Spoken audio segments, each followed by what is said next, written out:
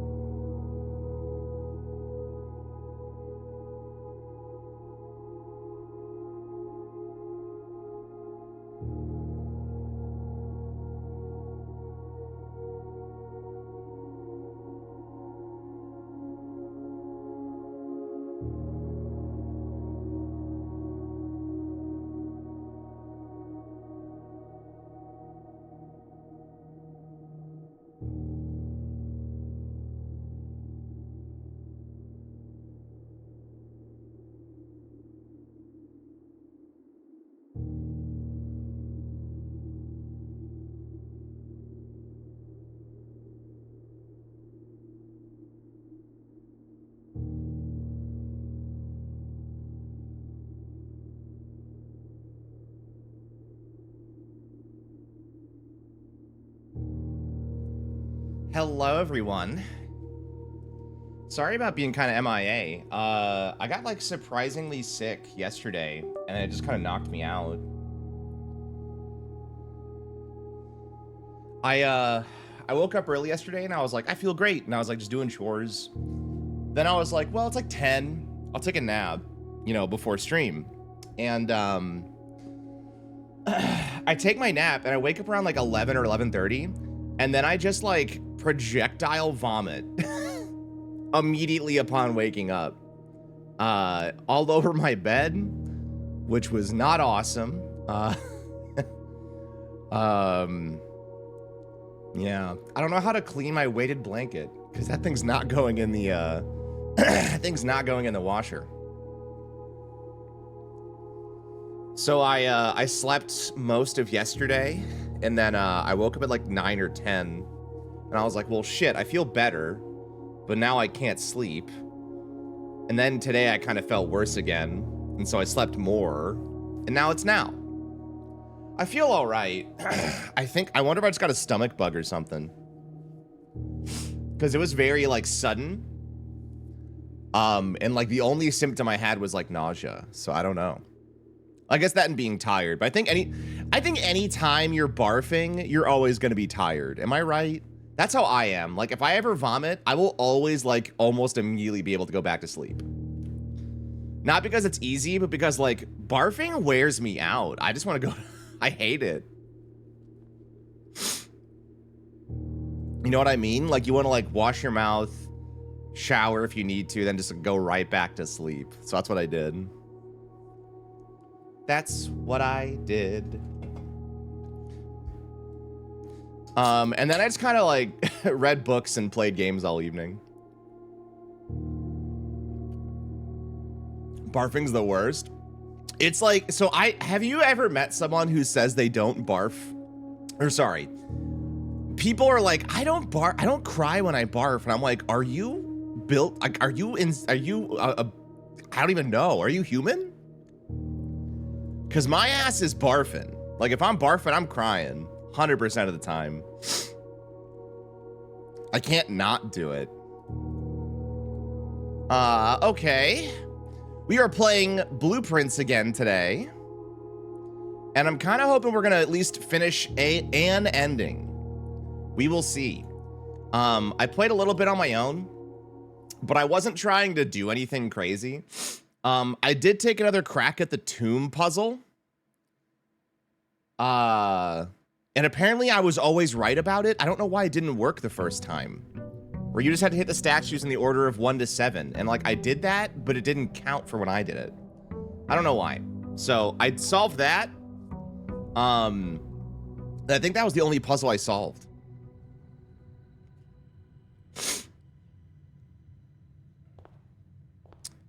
Very, very rarely barf. Yeah, I mean, it's pretty rare for me too. I mean, it's not. I get like nausea a lot and like morning sickness, but I don't barf too often. I gotta let this potato soup cool down or it's gonna turn my mouth into rubber. It will happen. I will barf. I will torch my mouth. Meow. Hi, Buns. Hold on, I gotta make sure she's not gonna, like, jump on the kitchen counter. Because she probably will.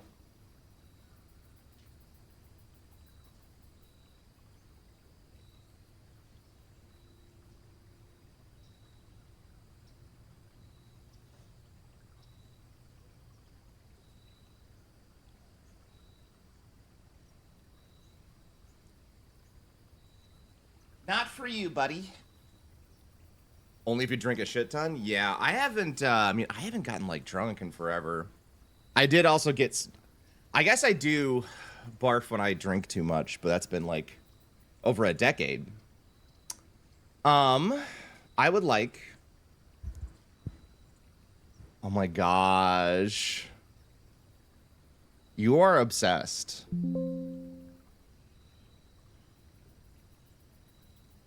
You are obsessed.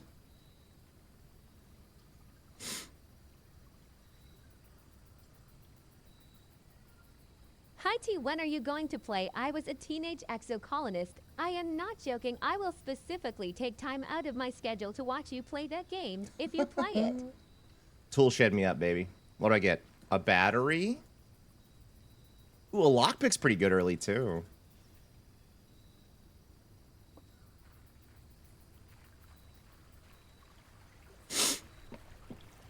Godslinger, thank you for the bits, buddy. I appreciate it. I am obsessed. IT is one of my favorite games of all time now. I mean, pop off. Let's see. We'll do the den. Oh, I can also finally solve the chess puzzle. Because I finally found the queen. It's in the ladyship's chambers. So that was also nice.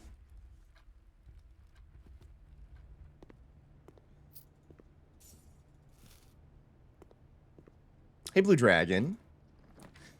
I mean, honestly, like, bunk me up, baby. Double nannered up on a bunker afternoon. Nelson, you're right. Just, hello, Hampter. I do not know Hampter's name. I guess it's hallway. Can I use the lockpick on the trunk? No? Oh. I'll go up.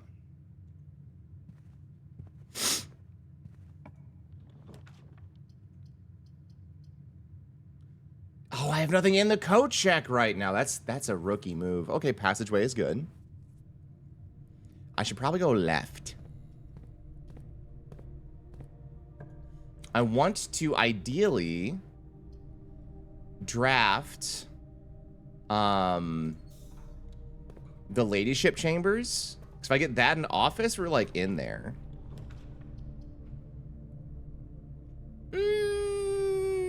Prepper's Nook. It's pretty rare for my voice to give out on me, Vivi, but that's impressive.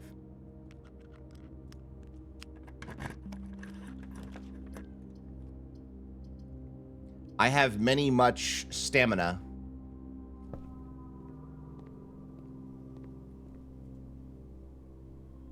What experiment can I run today?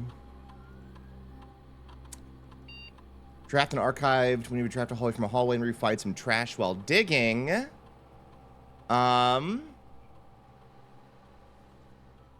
Give me gold for my allowance.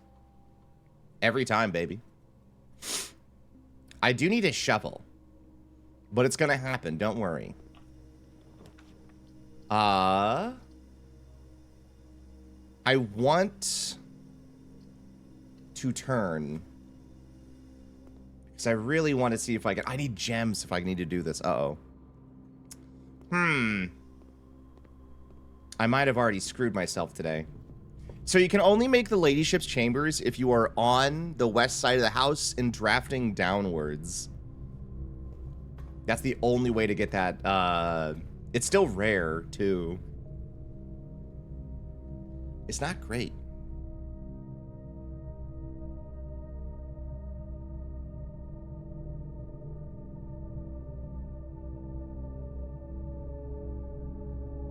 But I must do it. Is my soup cold enough now? Nah, it doesn't seem cold enough yet. Will still burn my mouth. Okay. Morning room is nice just because it gives me the guaranteed jammers. Anything extra? No.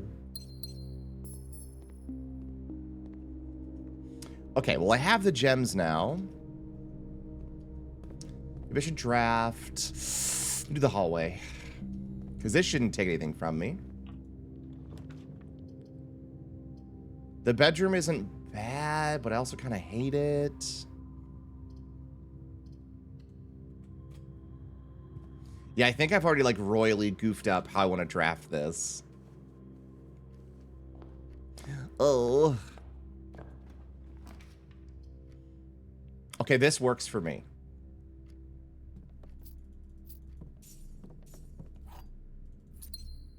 Now, I could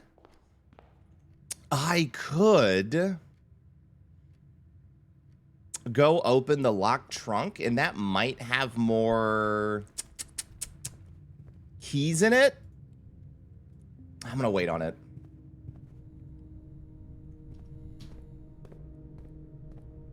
I'm gonna trust the process.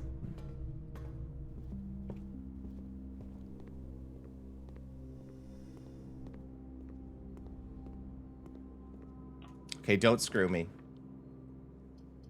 Not bad. Ooh, coupon book.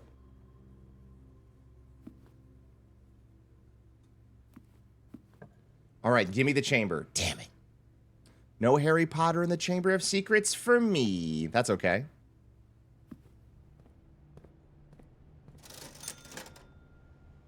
My thing is broken. What is happening? Oh, it's fixed. Never mind. That was weird.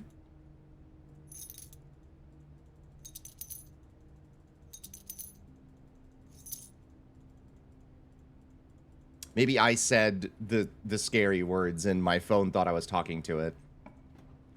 It happens. I'll do the observatory.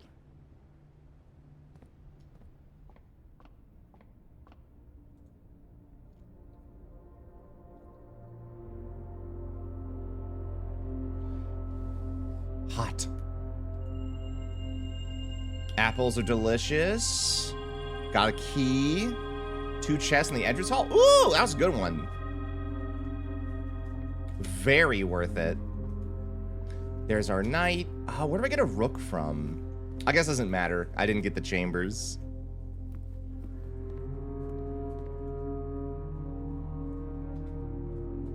Every red room. I'll still buy the Club Sammy.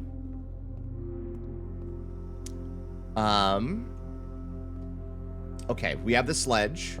Let's go open up all our boxes for free. It's free real estate with a hammer. Bunk. So we have to go... Okay, it's passageway or dining room. Okay. Which is all fine.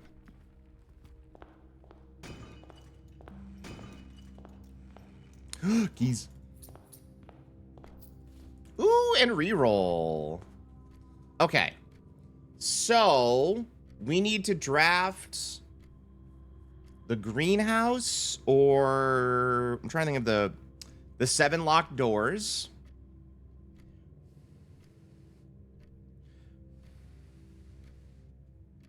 I'm blowing on my soup.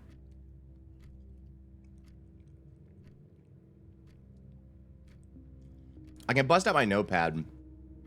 I'm trying to remember all the things we can pull. It's 7 locked doors, greenhouse, and a third one I can't remember.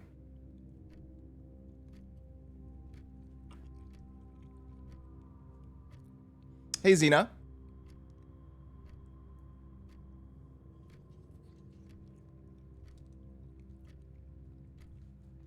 Once I finish my soup, I will bust it out.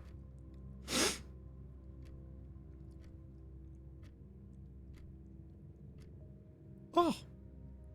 Hot.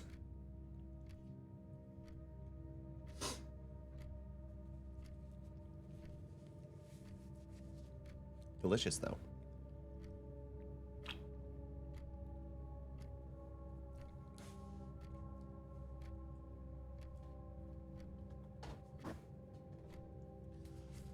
Okay.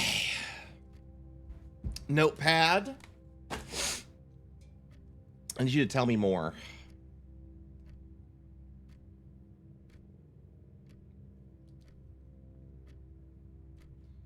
Oh, the Nook has a rook. Okay. So we have that. Oh, it doesn't matter. Once again, I can't... I really think it's a matter of just getting the king and the queen pieces. There's plenty of pawns and bishops around.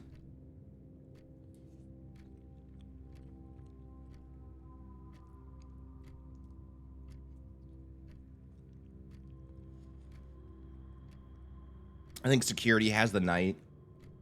But I really want to solve this one.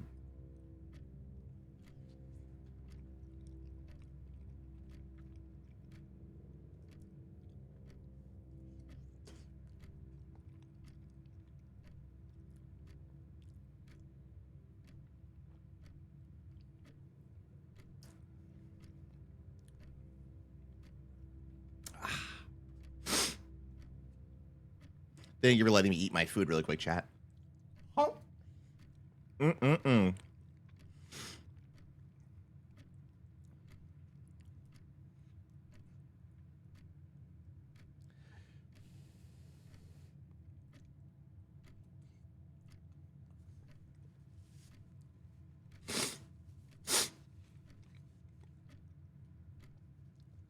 then I won't have to worry about it anymore. I'll be fed.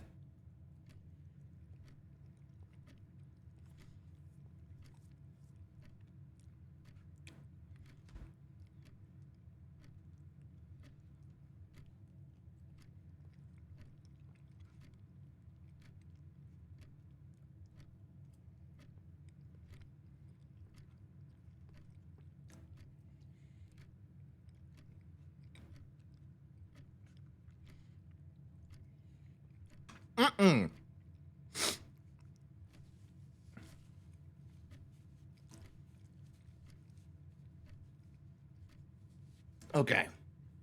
I will now put this back in the kitchen.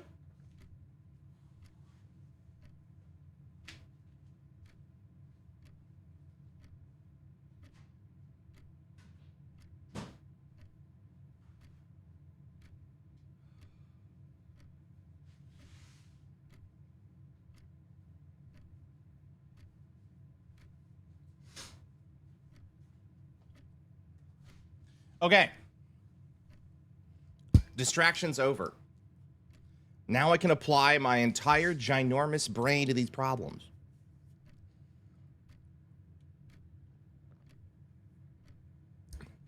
Speaking of, where's that picture?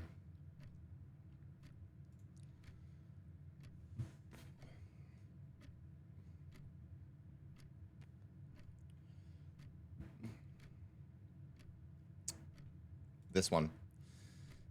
Greenhouse, secret garden, great hall. Okay. And the secret garden is just use the key, which is nice.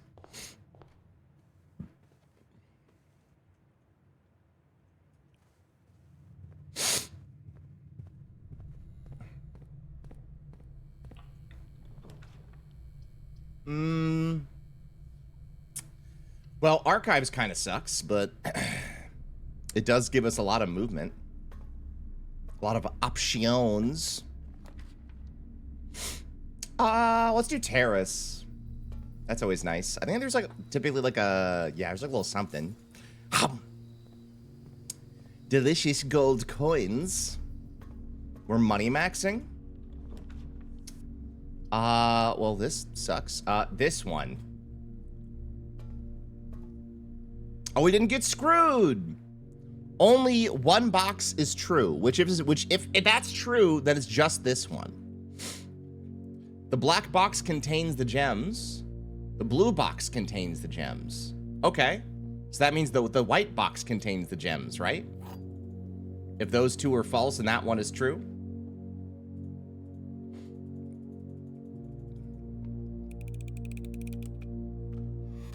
I don't think I want a gold coin bikini.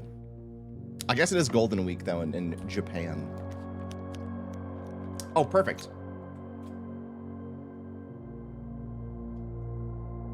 Which one is it? It's the...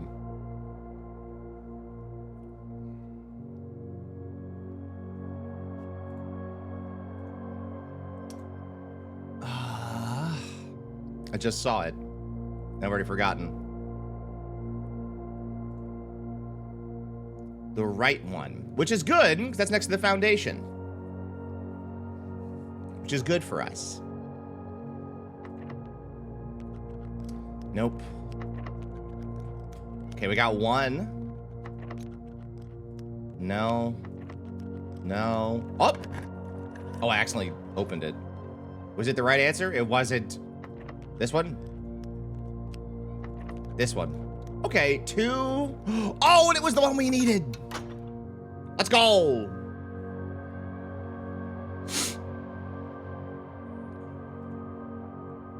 Okay, that's our goal. We now know where we're going.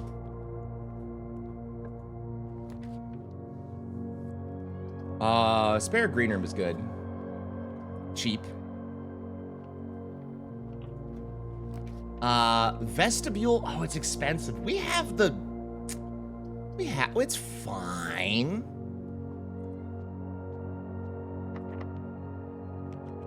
Dang. We try going around. Also, Bass, thank you for the resub. Aquarium is good.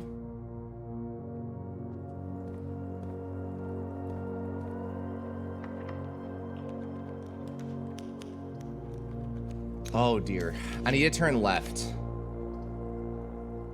I need to turn left. Okay.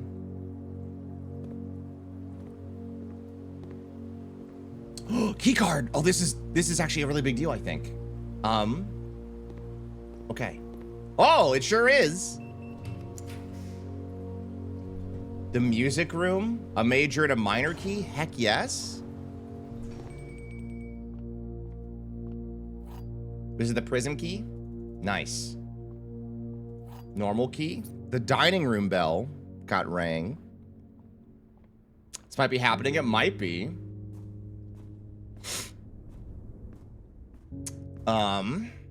Okay. Here's what makes me nervous. I don't have any rerolls, and if it's not something that turns left, I'm screwed.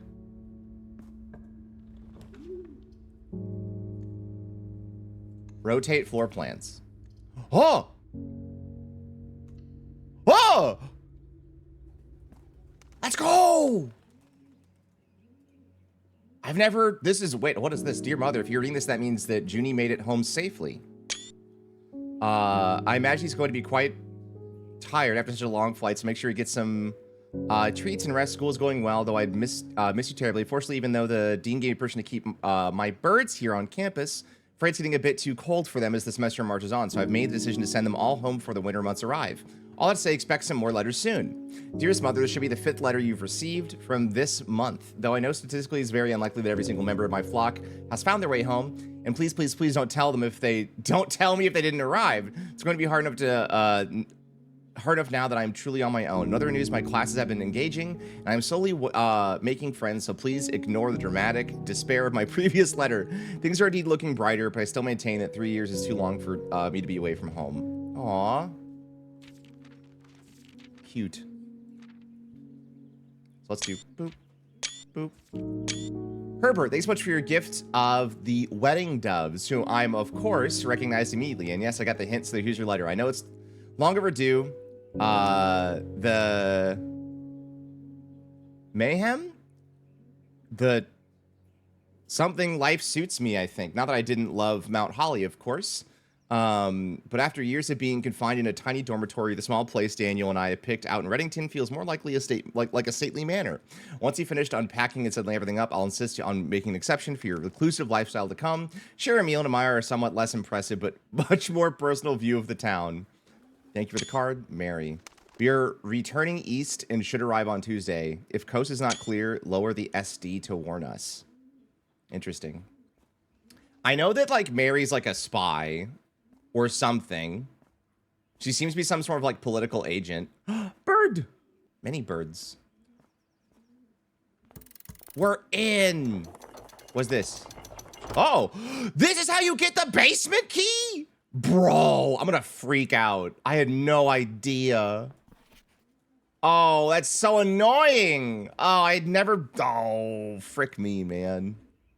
Well, this is good. This is actually very good. It does mean we get to win today. By the way. Why could I rotate? Because that's what I can do with the pigeon room. That's its ability, is you can rotate it.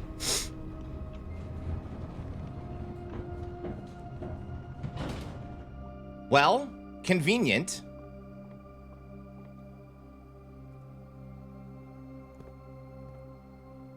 I guess it calls it down.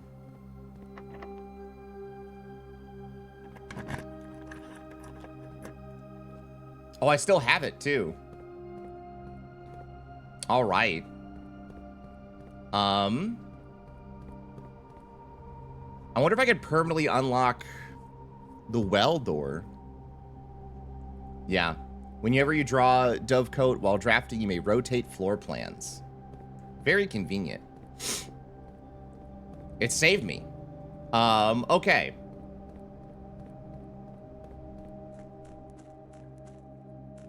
Am I on the right or wrong side? Oh, okay, sick.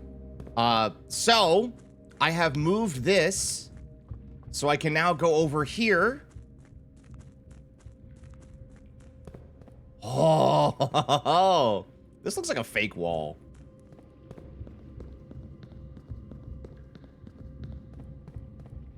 What does this do? Oh, it raises it. Oh, wait, does that mean, wait. 1, 2. Okay, no, I think we can win the game. Maybe.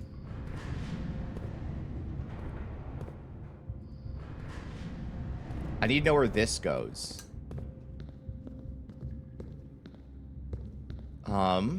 Is this a dead end? Oh. Where is this?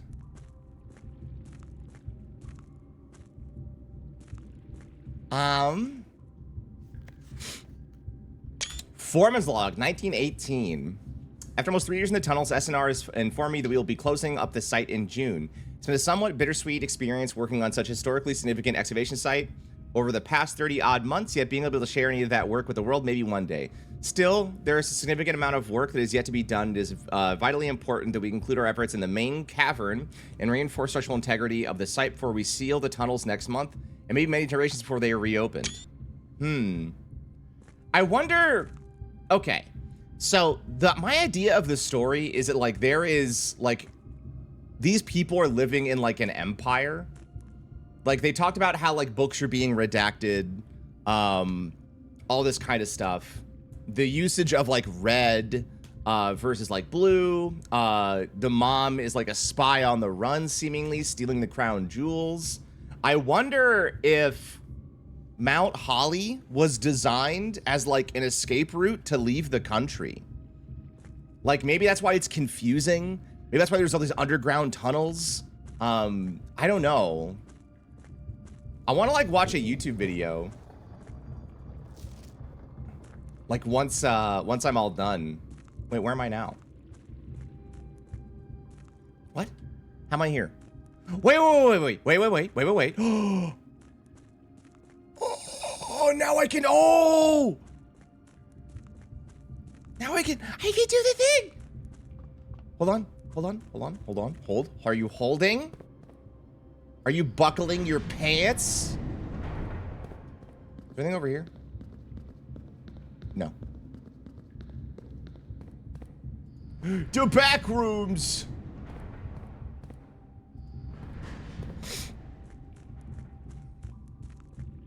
I think I'm gonna win. Look.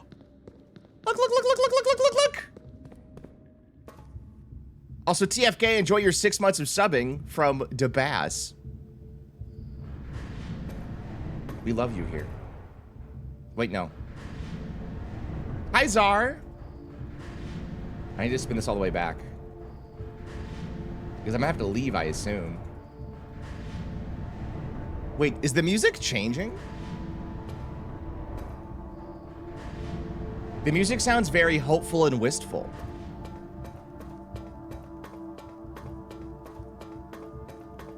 Oh, do I need a key? Oh, I have 4 keys. It's fine. Oh, it requires 0 keys.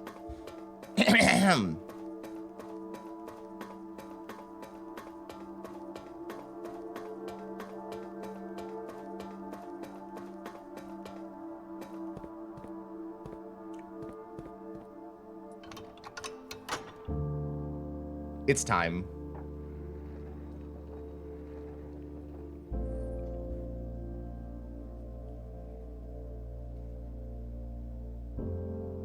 It's time.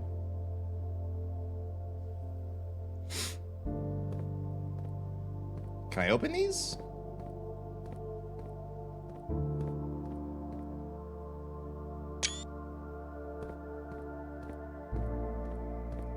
Okay.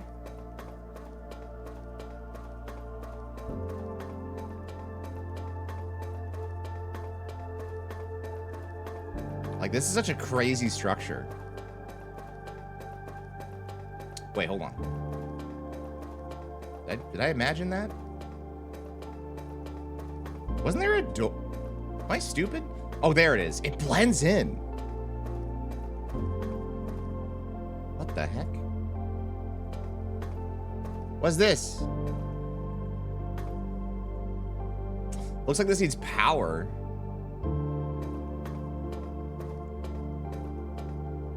Pretty. Maybe there's a faster way of getting down here.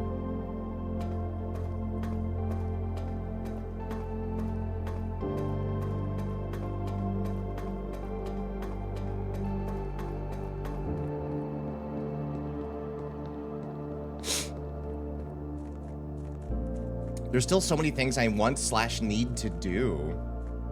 I need to, like, lower the reservoir. Because, like, I bet I can go down there. A lot of things I gotta do.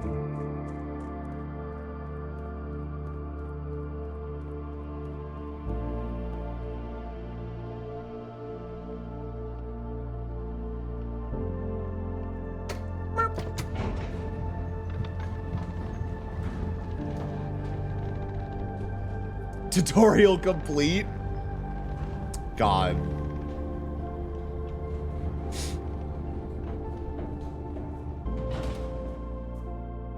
Oh, wrong way.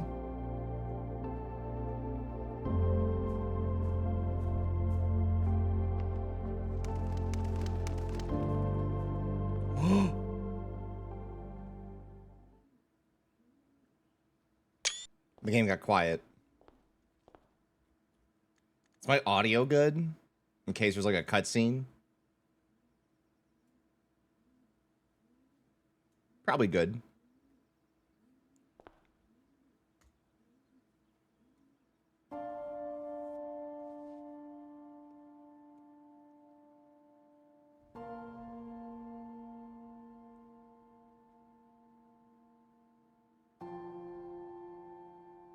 There was once a red prince Oh, is that her mom?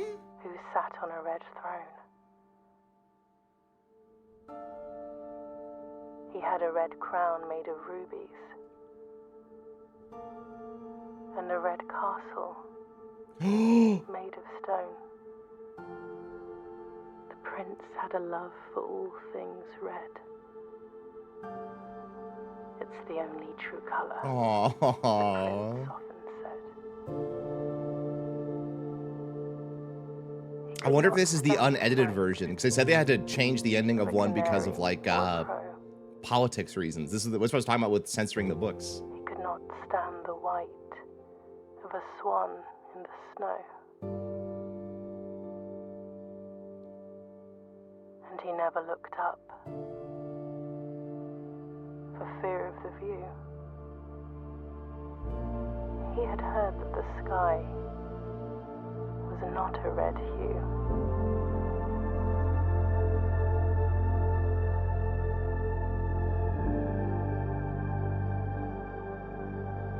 He didn't see the birds or the changing of the leaves, Aww. and he never saw the sights of life's many symphonies. He couldn't see beyond the red shade he was aware. Aww. He never caught a glimpse of the world I had to share.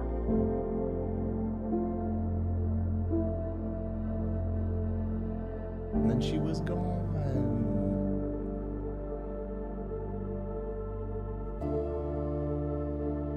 But one day the prince saw something new.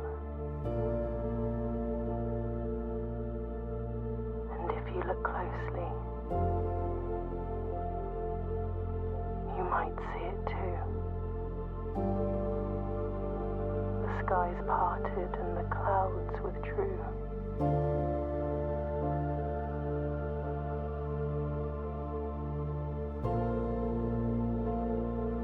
The prince had a new favorite color. The color blue. Aww. That's like the real crown, too.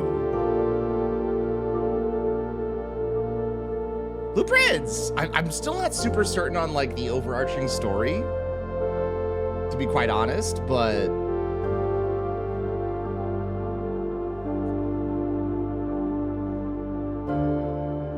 I wonder if the colors are referencing, like, other nations. I don't know. There's so much in this game.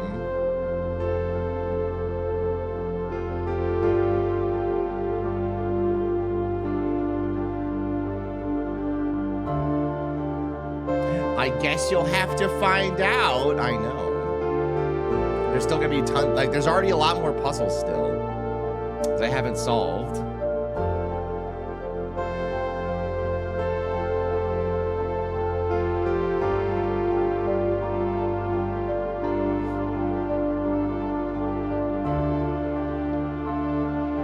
Playtesters.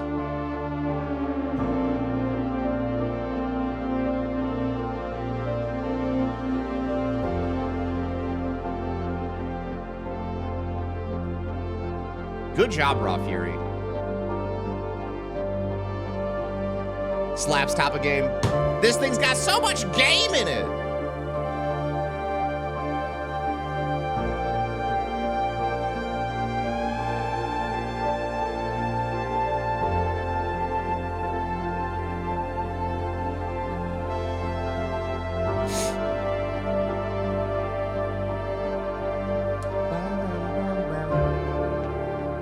Blueprints. It's blueprints, blueprints, blueprints, Count Gates. Gates. G-A-T-E-S, G-A-I-D-S. Oh, that's so beautiful. Oh.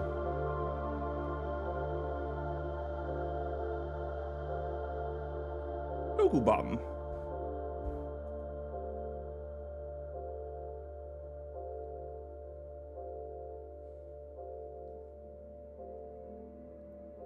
Your new home. Aww.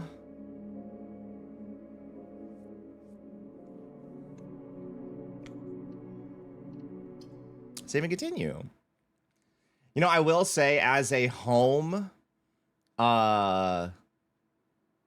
it is a little odd to live here if it's always changing every day, especially because I can't sleep in it.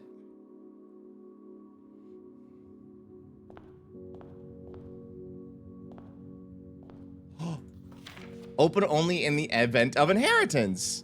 Dear Baron, welcome to Mount Holly, your home. I still remember the first time I addressed you by my title. Or I was addressed by my title. I was quite a bit older than you, but I still felt strange, especially after a lifetime of hearing my father address me daily by the same title. But life is a journey of growth, growing up, growing older, growing wiser. In our case, growing into the Baron of Reddington. The Baron doesn't have to be a daunting figure. He can be quiet and unassuming, or loud, brash, and boisterous. He can be deceptive and trustworthy, humble or boastful, or any measure of things, but always clever. I have to burp. Oh, gosh. When I inherited Mount Holly, I never had to prove myself. They just gave me the keys and I left it at that. It felt too easy, too trivial, and very undeserved. Experience comes with time, but without validation, I spent the better part of my youth questioning myself. And as I grew older, the lack of conviction and aimlessness amplified. Never really had any goals or objectives to strive toward, but never had any dreams to realize, never set my sights on something beyond the horizon. I never had a room 46 to reach. And that you have reached your goal and are basking in your well-deserved glory, shiny trophy in hand and shower with accolades and titles, will you be content to stop there? Or will you look to the horizon and wonder what dreams lie ahead? Ovin Navare. Herbert. Give my allowance. I got a trophy! Wait, I was just clicking and it just went away. Okay, well. The trophies at Mount Holly. Oh, there's a bunch. Dare mode. Curse mode. Reach it in one day. Oh, I get it. That's kind of crazy. Reach room 4600 an hour. Buy out the entire showroom. Ace the classroom final exam. Complete the trophy case. Sell the puzzle in room 8 on rank 8. What? Unlock all 8 realm sigils. What? Win the drafting strategy sweepstakes. Create all 8 workshop contraptions. Win 40 parlor games. Solve 40 dark board puzzles. Complete the Mount Holly directory. Draft room in each open slot of your house. Oh, nice. Okay. What is Dare and Curse mode? I don't even know what we're talking about.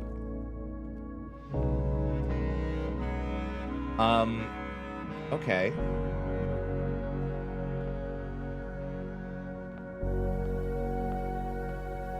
Tutorial complete? I don't think so. I genuinely do not think that was a tutorial. Only because, like, most people I think are probably going to stop there, I'd wager. Mount Holly gift shop? What? Blue tents. Enjoy your lunch. Swimbird. Mount Holly tea. A permanent addition to walk-in closet. It just looks nice. Lunchbox. Which rank 5 with lunchbox, you gain half your dinner steps. A permanent addition to the dining room. Oh. Addition to the pool, pair of trunks is always handy for swimming. So be sure to bring some keys. What? Dirigia blocks coming soon. Swimmer plushie. Unlock Dare mode. Blue tents can only be purchased after you have proven your merit as scout by obtaining 8 trophies. Cursed coffers. A permanent addition to the shrine. I see. No one would dare open it. I get it.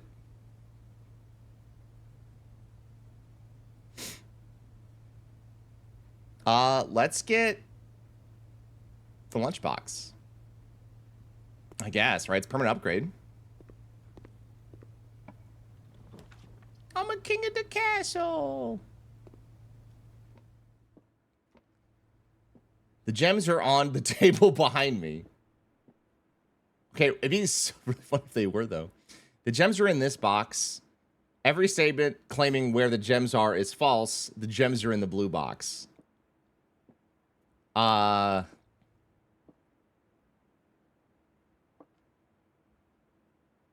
Okay, that's contradictory. So it's got to be the white one. It's the black and the blue one are lying. Right? Because this is also claiming it. It's got to be this one. Yippee!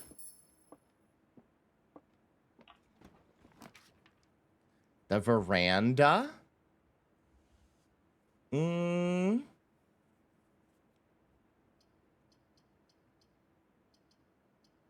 I'll do it. Locked.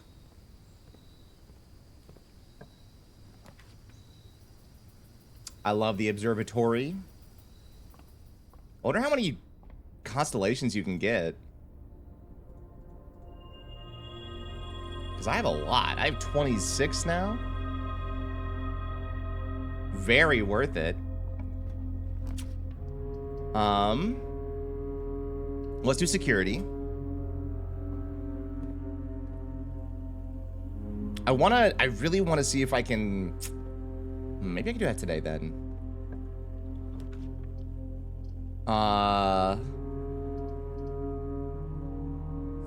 We'll do this again. I would like to be able to turn right. Den is perfect. Because if I can draft her ladyship's chambers, I'll be really happy. Okay, perfect. Let's do spare green room. Shovel!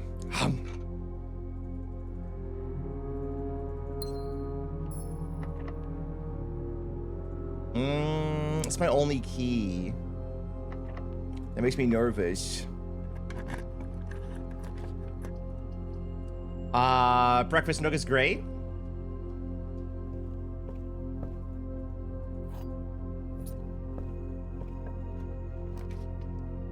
Courtyard, this is the moment. This is the time. Sledgy! Oh, perfect. There's so many things to open. Dig. A dig. A dig.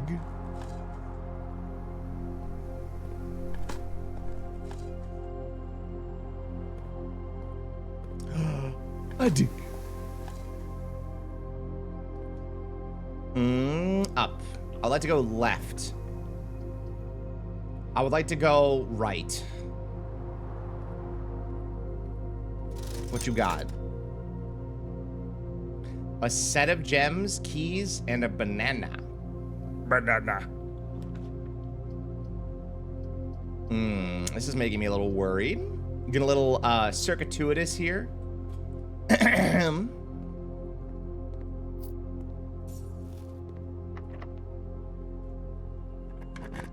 a good vocab word. The casino. Oh, wait, no, this is quite bad, actually. Oh.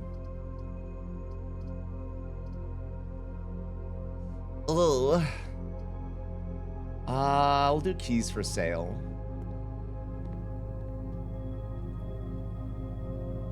Special key.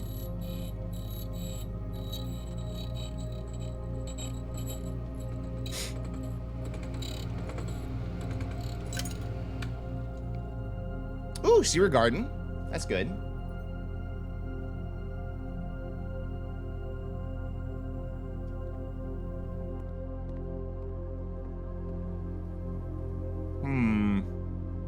Okay. So what I can do is... Never mind. Kitchen works perfectly.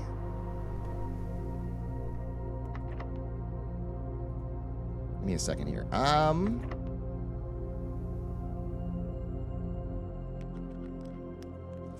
This is risky. I will, Baz. Have a good rest of your evening. Oh, we're screwed! Oh. Dang, that's unfortunate.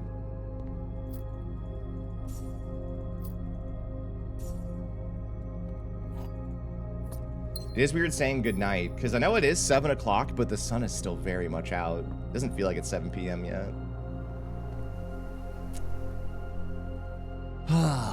Well, this will be tough. We'll see if I get lucky.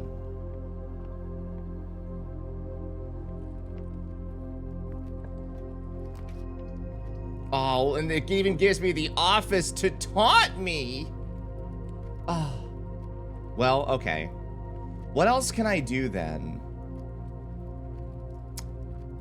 If that was... Well, I'll still draft the office. Let's go back.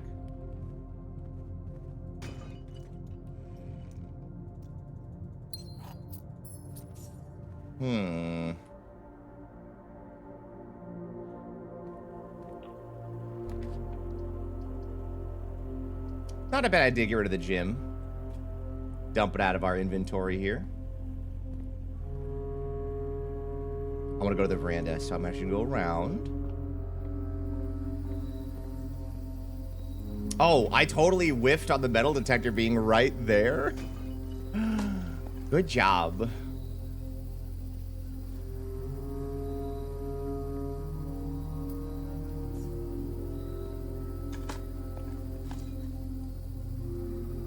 Coins!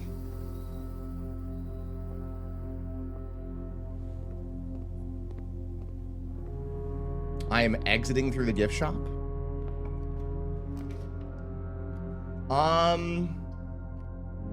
Solarium might be good if I can actually do what I want to do here. Maybe I'll get lucky.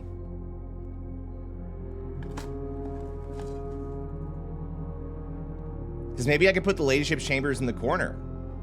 I don't know if that's even possible, but I can try. I need to turn right. I need to turn right. Thank you, library. Oh, and I have a new book to read, The Curse of Black Bridge. Also, all these books were donated by us, which is very strange. Legend of Black Bridge is one that's well known to the people of the Grand Realm. For versions of this tale have been passed down from generation to generation. With each new telling, the story has changed, becoming over the years more colorful, more verbose, and as one might expect, increasingly horrifying. However, with so many renditions and unique personal touches, the task of confining and binding this tale to text seems an ambitious and impossible challenge. Over the course of my research, I have heard dozens of variations of the legend, and while the details would often change, I was surprised how much of the story's heart remained the same. Yet, the more I listened, the clearer it became that there would never be a definitive version of this tale capable of capturing all the wonder and myth of the Black Bridge. In the end, I chose to write down what felt most authentic, the story of my grandmother told me as a boy long ago. Who is this? Redford Ewing. The berry picker from Oris. Wait, how long is this book? Oh my god.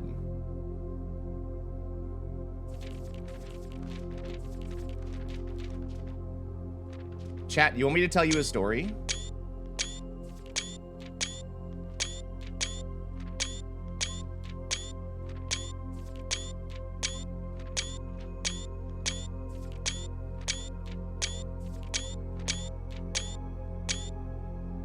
That is about 46 pages.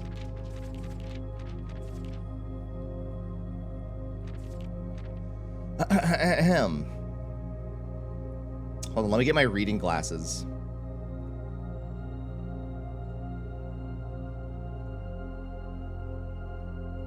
Ahem.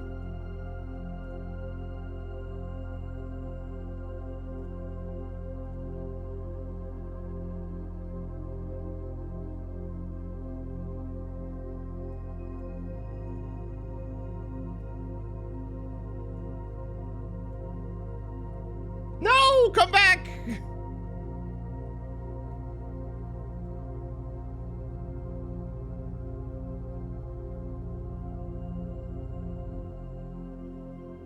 Hold on, I got this. I got this. Don't worry about it. It's fine. A little bigger.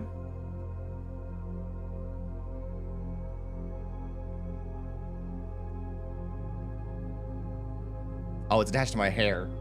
Oh!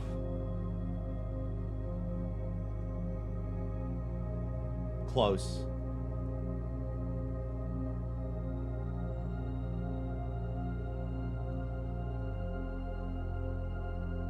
It's still attached to my hair, but I think it's good enough.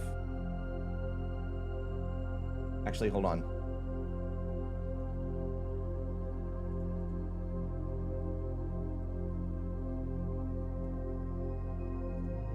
I can do this.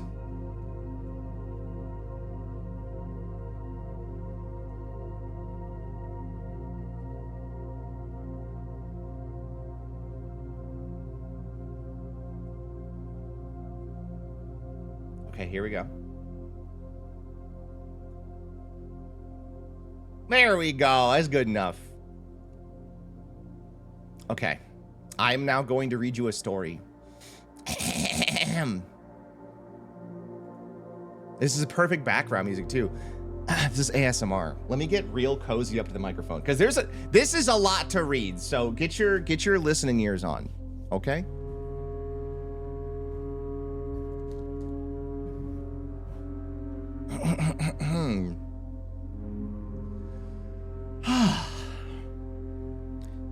Many years ago, before peace had become a familiar word, there lived a group of rogues, so wayward that the locals deemed it appropriate to call their number the Unholy Hounds. They were feral outlaws composed of society's worst in a time when society was at its worst. And for each crime that fearful travelers credited to the group, a dozen more lay unclaimed, each worse than the last. For the gentry, however, who often value their coffers more than their companions, no crime could measure more wicked than the group's primary enterprise, high road robbery. One such member of this so-called band of rogues was a boy of 13 years, Jesper, who had not been lucky in life, having lost 2 brothers to war and parents to famine. In the years of hunger that followed, Jesper lived in a gutter behind a churchyard, relying on the nourishment of scurrying bugs and weeds harvested from the cracks of the alleyway to sustain his pitiful existence. It is not surprising that a child aiming to escape such hardships would take any easy road out. An easy and well-traveled road paved with the temptations leading out of the city and into the gentry lands where loose purse strings entwine with the strands of salvation and glisten equally with the hope of opportunity. It was this road that eventually led Jesper to the end of his youth, a hidden cave at the bottom of Black Bridge Canyon. It was here that he met his surrogate family and saviors, that notorious gang of godless outlaws known as the Unholy Hounds. Despite the hardened circumstances that had led him to his vocation of banditry, Jesper was surprisingly tender-hearted and was often teased by the group for being too kind for such an ignoble life. For this reason, Jesper was assigned the innocent role of berry picker. It was not just innocence that set berry picking apart from the gang's more wicked undertakings, for it was the only duty performed without the safety of night's concealment. Jesper, no stranger to solitude, did not protest that he alone worked while the others slept soundly, tucked away in the cave at the bottom of the Black Bridge Canyon. On one such occasion, Jesper decided to get an early start. He left the cave, berry basket in hand, and set out into the woods before the morning sun had even brushed against the tallest treetops.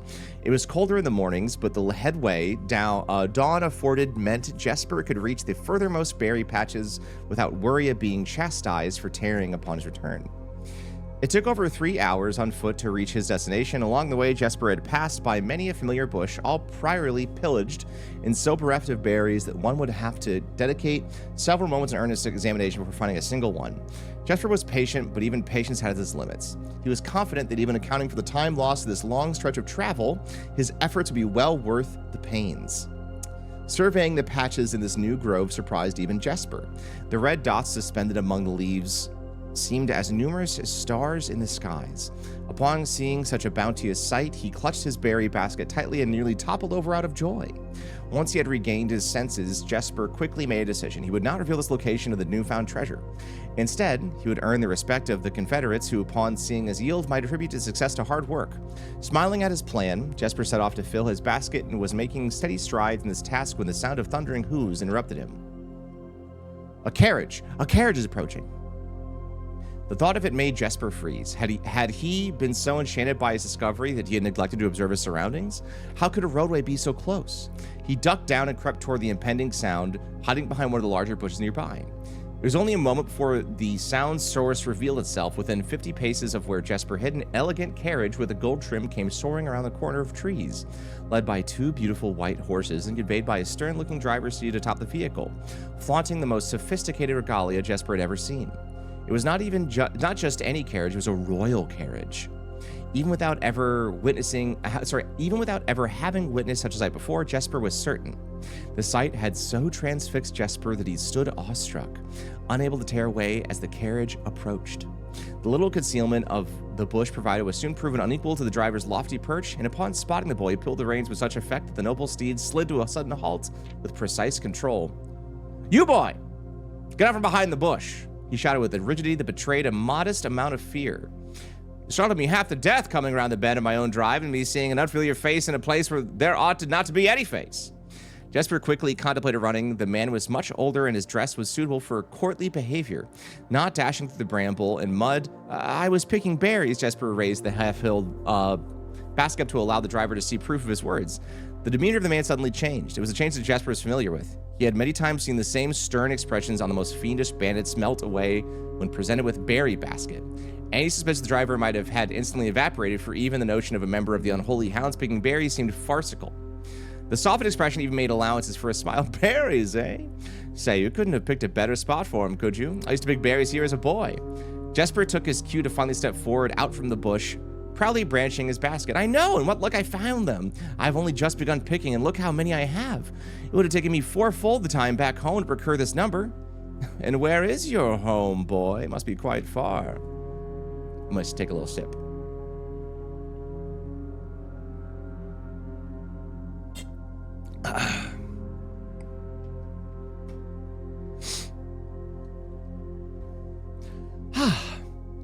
Jesper replied with a scripted response. "A little south of Tanner Fork, just past the burnt woods." "My God, that is far. You couldn't have come all the way only in this morning."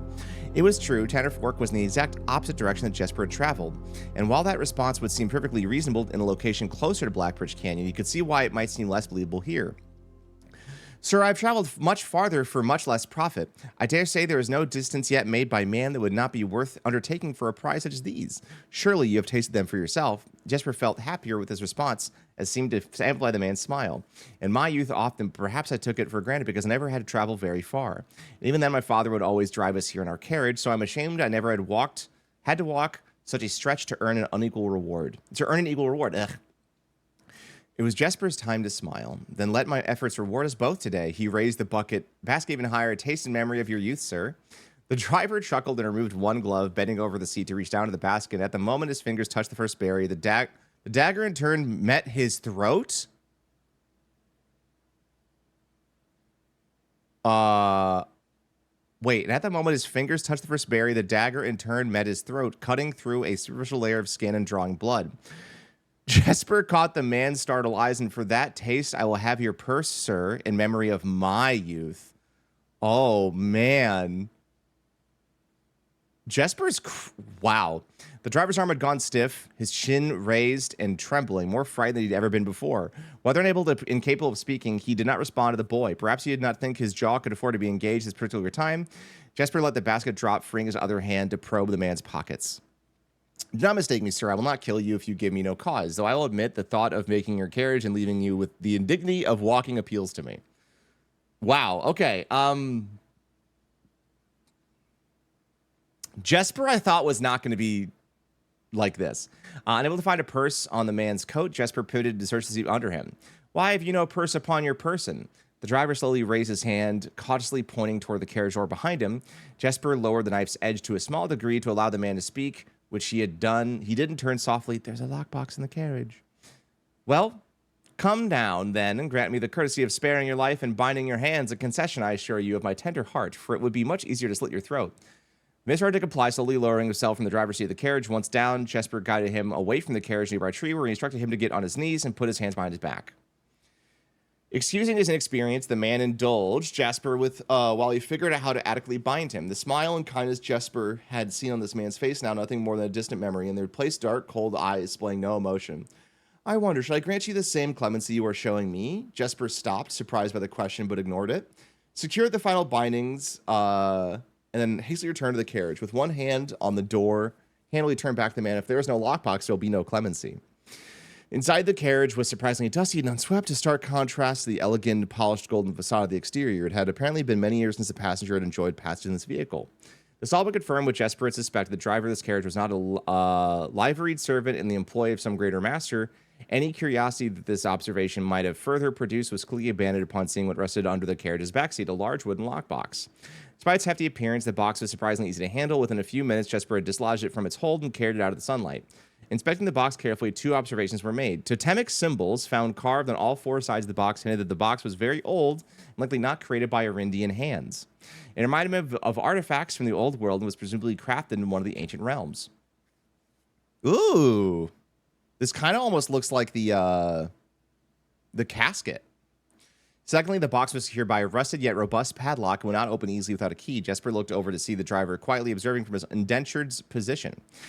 Do you perhaps have a key you can provide me to open this box? There is no key to that box. Easy enough, then. He headed over to a nearby rock of sizable dimensions and lifted the stone up, carrying it back to the box. If there was ever a time when that lock had been resistant to brute force, it wasn't recent. With one hit, the stone had completely shattered the rusted lock. He bent back down and opened the lid. Inside was an effigy, a crude figure chiseled from stone. Without too much deliberation, Jesper bent down and picked it up, somewhat surprised with how heavy it seemed given how light the box had felt. Having expected to find something more akin to gold or gems, he looked questioningly to the man, hoping to find an explanation. The driver smiled once again and returned. You are cursed, boy, for deadly is the stone. You have opened that which should never have been opened, and you are cursed. Oh, this is the cursed lockbox. I see. Jesper carried the effigy over to the man and shoved it in front of his face. What is it? That's 1. Feeling his disappointment rising to anger now, Jesper tightened his grip on the effigy. 1 what, you mumbling agenter? And in God's name, why have you no purse on your person? The man did not seem intimidated. 1 pace. What? He paused for effect. 12 more and you will be dead? What? Does that mean if I open the box, I only have 13 movement? Oh, God. If there was ever a time when the old man had been resistant to brute force, it wasn't recent. Jesper looked down at the sculpted stone figure now splattered red. Was it cursed? Oh, God. Was he cursed? He had of course heard... Wait, hold on. Okay, so yeah, he smacked him with it. He'd of course heard stories of curses and had never doubted their validity in the past, but now he was standing face to face with the possibility of being cursed. His mind pleaded with him to be skeptical. And if he was cursed, what difference would the knowledge make? A dozen more paces would not be enough to find another living soul. Say nothing of the chance of procuring a remedy. If he did not move from where he now stood, he could live maybe another 3 or 4 days. Maybe more given the abundance of nearby berries. A plan that if we ignore its obvious faults might provide additional opportunities for help to come along. What good would that do to be discovered here? Oh, God. Beside a body, stolen goods in hand, bloated from berries, and raving about a curse that could very well not be real. No, it would most certainly be better to face one's fate now. Take it as a pace and see if life goes on. But Jesper found his legs unable to make it. That first step, his mind was unable to convince his limb to waste away on 1/12 of his life in a single motion. Feeling desperation again, he hopelessly looked about him for a solution. If by some stroke of luck the gods had heard the plea, a miracle materialized before him as he found himself suddenly at the end of a fairy tale. 2 white horses and a carriage of golden trim were beside him, the answer to his immediate prayers. He laughed at his fortune and calculated the short number of paces back to the road. 4. Perhaps only 3 if he jumped. He made a quick survey to see if there's anything he wished to grab before taking the plunge. He thought about removing the driver's fancy coat, as that appeared to be of some value, but the additional risk of undertaking such a task is too great. And so, after a profound breath, he took his 2nd, 3rd, and 4th steps, though they were quite large, seated now behind the horses. He reached for their reins and suddenly realized he was still gripping the effigy. If the curse was real, then it would most certainly be better left here. If, on the other hand, the story was fictitious, there might be some appraisal that could be made with the figure. It was, after all, found in a lockbox, whose typical function oft secures objects of value. Oh. Having witnessed firsthand the horrors of destitution, Jesper found his mind equally reluctant to allow his hand to let go. If it is cursed, I die. If not today, then tomorrow. If I die, what care have I? And with that statement said aloud, the horses seemingly, Jesper took up the reins with confidence. Part 2, Below the Black Bridge. Miller woke to some light nudging from a familiar foot. Only one person. Hold on, let's see. 1, 2, 3, 4, 5, 6, 7, 8, 9, 10, 11. Okay, so like 20 pages left. We're about halfway through. Muller awoke to some light nudging from a familiar foot. Only one person would have cheeked to awaken her in such a manner of fashion. Shaking the sleep from her eyes, she glared up in the darkness, but not say a word. He nudged her again, teasingly, then stepped back into the dim. After taking a moment for her eyes to adjust to the darkness of the cave, Miller remembered she was on third watch today. Quietly collecting her things in wits, Miller turned as she left, waving to her young friend who was more than likely already asleep. She crept through the cavern's main passage, careful not to wake up the sleeping bandits around her like a hero in a book she often mused. Quietly, she grabbed a bow from the haphazardly formed pile of weapons, shaking the accompanying quiver in the darkness to assess how many arrows it held. She then walked toward the sun-drenched mouth of the cavern, ready to start her shift. Above her, in one of the few trees found in the canyon, Miller could see that Ravia was already posted. She waved and Ravia waved back, calling out to each other was strictly forbidden. Anything louder than a gesture in the canyon was forbidden. When Miller reached the tree, Ravia lowered a braided rope and pointed to the ground behind her. Miller turned, following her finger, and saw a pail of water resting beside a nearby log. She turned back to Ravia, nodded, and secured the pail to the rope. Pail went up first, and then turned. Miller followed. Ravia reached across to grab the water. Miller leaned back to give her space. There was not much room for maneuvering in this tree post, a necessary concession for concealment the outpost demanded. Ravia tilted the pail up to her mouth, dramatically illustrating how thirsty she had been. Miller laughed silently as water poured, splashing out onto Ravia's face. It was a bit too daring and noisy of a joke, and had the others been around, they would certainly scolded for the unwarranted sound. But Miller appreciated the efforts Ravia took to verbalize the silence of the morning. They had been on third watch together for over a month, and during that speechless time, their friendship had grown to something special. Affection was unsurprisingly scarce among the Unholy Hounds. She had felt camaraderie before, of course, but intimacy, never. From their elevated vantage, the girls could see both the concealed entrance of the cavern as well as a clear view of the bridge that spanned across the canyon. Oh, goodness. Black Bridge was the link between the Gentry lands and the northern mountains, and the overpass that connected Orris and Reddington. To the city-faring travelers of the realm, the bridge was an unavoidable crossing. In the day, the task was to ensure that travelers passed by without stopping. At night, the task was to ensure that they do. Like most of her band, Miller preferred the night. The biting glare of the sun might be tolerable to farmhands and bricklayers, but to a cavern-housed bandit, it was a source of constant annoyance. In the day, there was no shroud to conceal her expressions. Nor to hide her thoughts, she felt exposed. Ravia touched her elbow and pointed up. Miller, striving to suppress a budding smile, suddenly shook her head in response. There were many signs that the Unholy Hounds used in lieu of words, but the two of them had developed an extended vocabulary. Gestures quietly forged in the shared solitude of their month among the branches. She watched as Ravia shifted, placing her palms flat on the floorboards beneath them. Miller knew that she was trying to say, but she shook her head a second time. It was often more fun to pretend not to understand. Ravia rolled her eyes and turned away, looking back to the canyon. Squinting through the leaves, the two girls held still, watching and listening. It was not long until Miller, too, heard the sounds of approach.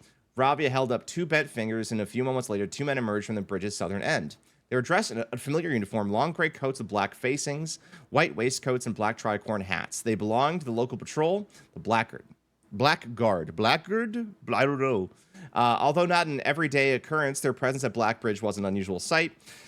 It typically indicated an important traveler's impending passage across the bridge. Information the girls would promptly relay to their leaders as soon as the coast was clear. Much more while exciting was surely acted upon. In Miller's 5 years in the Unholy Hounds, she had never once seen a carriage taken in open daylight when the Blacker was nearby. The men had nearly reached the bridge's north end while Miller heard the horses, faintly at first, but growing louder with each passing moment. Ravia's eyes met Miller's, the same concern mirrored each other's expression. This did not sound like a typical carriage cautiously approaching the bridge. To cross at a familiar crunch of the high road's gravel, they heard the harsh clattering of hoofbeats against stone. Both girls quickly redirected their attention downwards, looking through the foliage. The sounds were not coming from the high road, but from the canyon itself. The horses were coming from below the bridge. In an instant, Miller had knocked an arrow and drawn her bow. Go.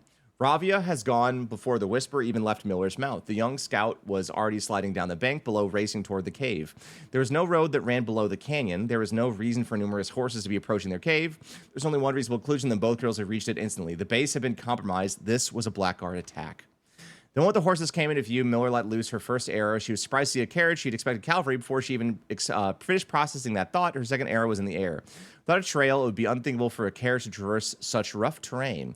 As she watched as the wheels jolted over a rocky riverbed. The third arrow was... So I'm assuming this is Jesper on the horses. The third arrow was now in flight, and there would be no need for a fourth. The driver slumped over just moments before the vehicle dipped into a small ditch, slamming into an embankment. The force of this sudden halt immediately shattered the front two wheels and catapulted the driver from his seat. Utterly confused now, Miller quickly glanced over his shoulder to see if any horses were also approaching from the rear.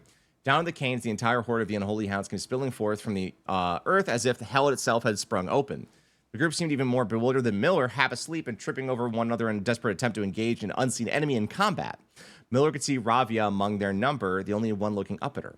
Her expression was chilling. There would be no need for a silent gesture to convey what they both now realized. They had made a mistake. The gang's chieftain, Jeffrey Heartslasher, led the others, cautiously approaching the crashed carriage like a suspicious fox would near a baited trap. There were no words exchanged as the group crept forward in customary silence, a dozen or so paces in front of the wreckage by the far-flung driver, an arrow protruded from the broken body, and beside him a blood-stained effigy carved from stone. Yep, that's Jesper. Miller wasn't inconsolable. Jesper had always been her favorite. He had always shadowed her in the night, clinging to the hands of her every move. The way a child's tail behind an older sibling.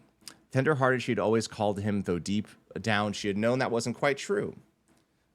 His appearance of gentleness concealed a raw, resilient durability that emerged in the most perilous situations. He had been a flower among the nettles of this cave, but he still had thorns, honed by a grim past and 100 hands of misfortune. What was there? Sorry. They buried him in the darkness in the back of one of the larger cabin rooms. He was interred with a buried basket and a silk handkerchief that he had treasured. The mysterious effigy that had found beside him served as a distinguished gravestone, a marker that stood out as somewhat special among the rows of similar swords marking neighboring plots. No one spoke, not even in whispers. There was nothing to say. Miller woke the next day to a thunderous shaking and rattling of the earth, a far cry from the playful nudging of the previous day. She strained to adjust her eyes. The choking sting of stirred-up dust caused her to flinch. Panic was also in the air. The sounds of scurried footsteps and clattering feet filled the space around her. But even in alarm, the silence was louder. What was it that sounded so strange? Miller closed her eyes tight and used her feet to guide her along the passage. The whispers around her were getting louder, and intense voices could be heard ahead. Louder speech than she had ever spoken in the canyon. A growing dread grew as Miller approached the mouth of the cave, her eyes now open wide by the dust. Shouldn't it be day? Miller felt a hand in the darkness pulling at her. It was Ravia. The two embraced, and Miller did not need to see her to understand. Ravia placed two bent fingers against Miller's cheek. With that touched against her face, Miller felt the same stinking feeling from the previous day. Two bent fingers confirmed what Miller had suspected. The girls had forgotten to relay one critical piece of information to the others. Oh, yeah, it was the blackguards on the bridge. Miller woke next day to an hour or so later, the screams began, blood-curdling cries of hopeless desperation. Captain Frederick Lee of the Blackguard looked down from the ridge of the canyon, the collapsed entrance of the cave. Ah, he grinned. Now they speak. So they buried them in the cave? That's... Oh, boy. That's so rough. How is that related to the... I guess the effigy, maybe? 13 paces with the effigy, I guess? Is like what they were trying to tell us? That was a lot of reading. That was so much reading. Let's do conference room. There's no music. It's very quiet. Okay, laboratory. And if I am lucky... I doubt it, though. Damn. No ladies' room.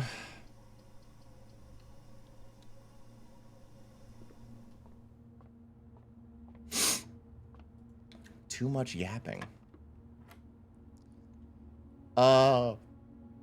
16? Square the 4. 25. 50 divided by 10, which is 5. 64 minus 20, which is 44, divided by 11, which is 4. These aren't that bad. I've heard people say that like those get incredibly difficult, but I'm like, it's just algebra, isn't it? It's just algebra. I don't know. I guess I feel quite differently about it. I reached room 46. I have one of the trophies, Shank. Oh, my tummy hurts. Ugh. I hope I don't barf again. I hope I'm not. I wonder if I have a stomach bug. Oy. I don't want to barf again. Barfing sucks.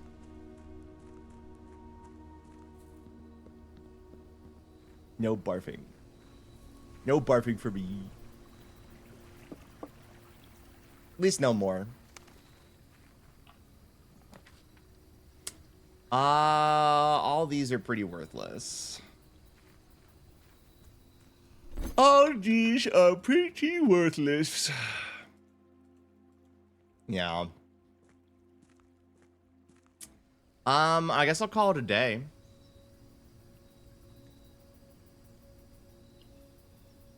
Yeah.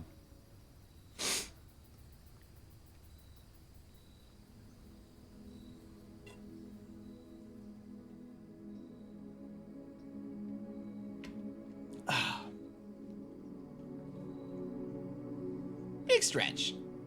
Oh, God. Oh. Hi, Jason. It's good. Let's see. Puzzles I can work on. I need to get the lighter, which is a combination workshop item. And then I can, like, I think solve something in the tomb. Might be it. Pump room would be good. And then there's the stuff with the keys, which I still don't understand.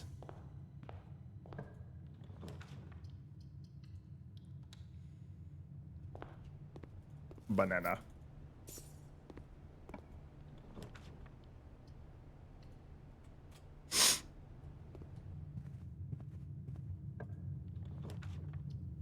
An early laboratory is nice, but so is getting that corner filled out. F it. It's going to be so worth it. Never mind. We are so effed today.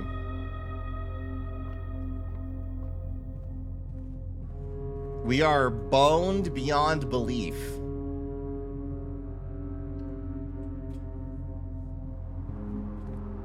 Metal detector.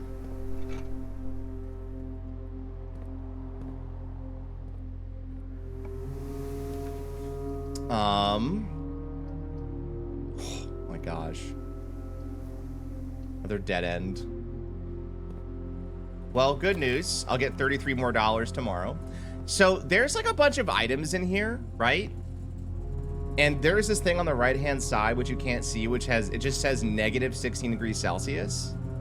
So like, it appears I can melt this room. I just don't know how.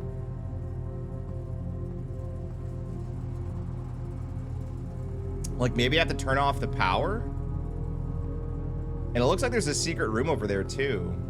So I don't know how that works.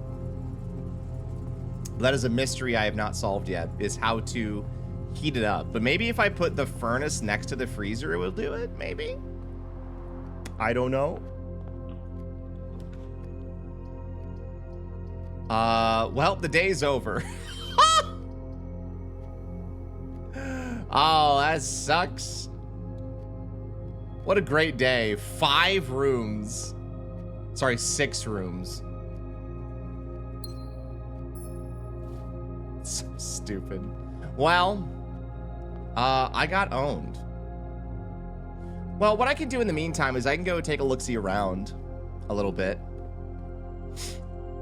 Since my day is Jover.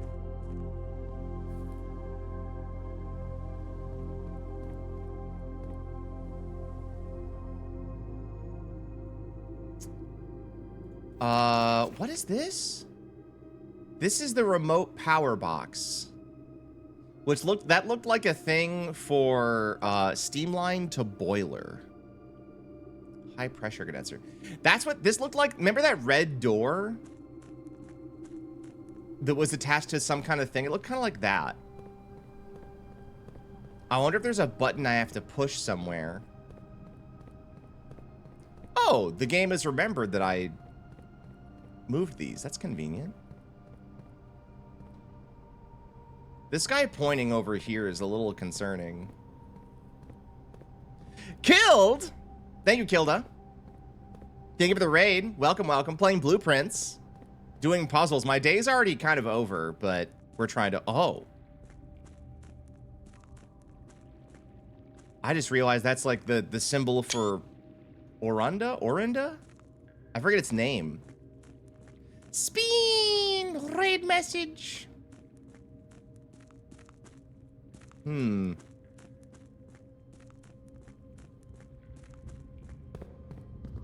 Well, it's nice that this, like, this remains open the way I want it to, which is cool.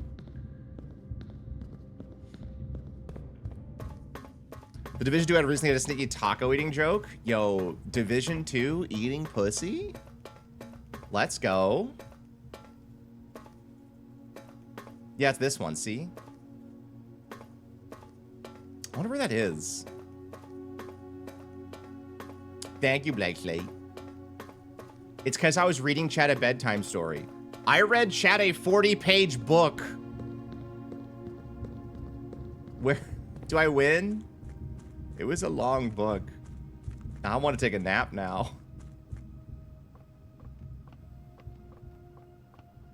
Yeah, back over. So that's the tomb passage. Over yonder.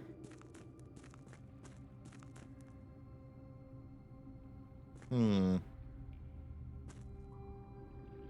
wonder how low I have to lower this.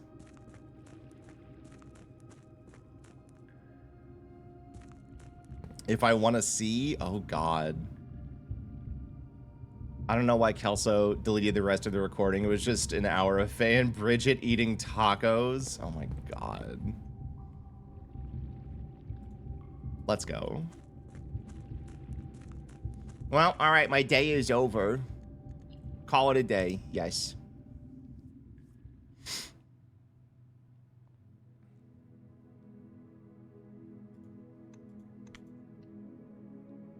My tummy hurts. I don't like tummy hurt. Why my tummy hurt? I know I was barfing, but that's not... I'm sure it's unrelated. Ugh, maybe I should get some Pepto. Do I have Pepto? I don't know.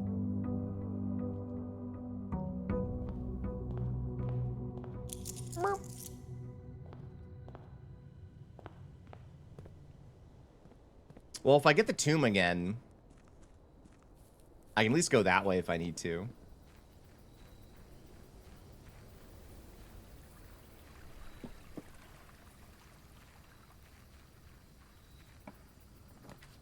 Okay. Shrine? I have $62. The showroom would go so hard today.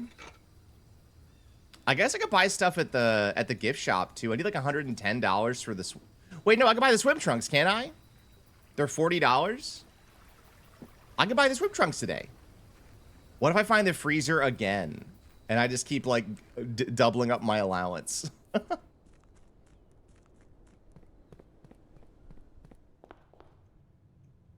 Okay, I have a shovel and a magnifying glass. We'll do pantry. What's this way? I'll do observatory again. And...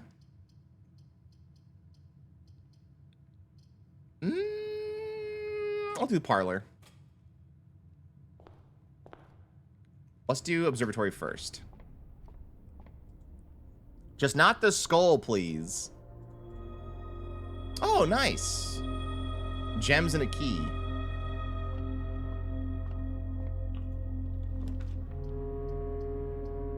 Let's hook it up with the den.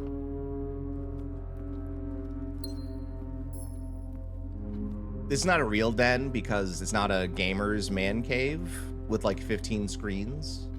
It's not a goon cave, you know?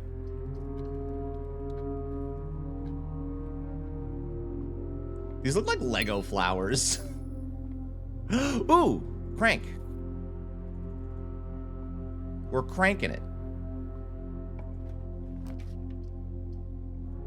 Drawing room is probably best here.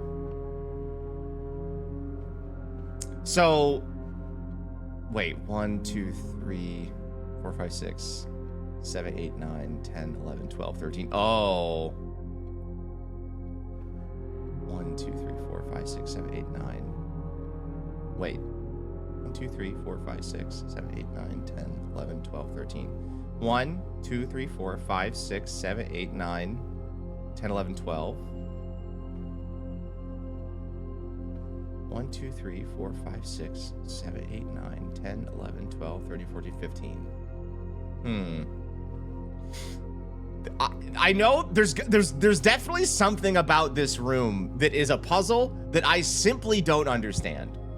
But considering that we now know that like 13 effigy thingy is like a whole thing, there was an Alzara robot machine thing that talked about how this room that everyone sits here, like all these pictures, and then remember Count Gate?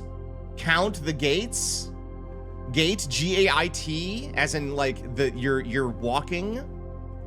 The game is about steps. I don't understand still. Would you like a hint for this room? No.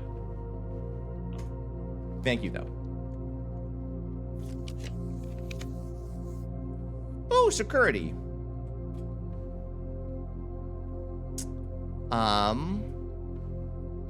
This way. I have one key. Passageway goes no. Oh. We redraw. Dining room is good. I need stuff though. I might go back. Ooh. Let me get the lunchbox.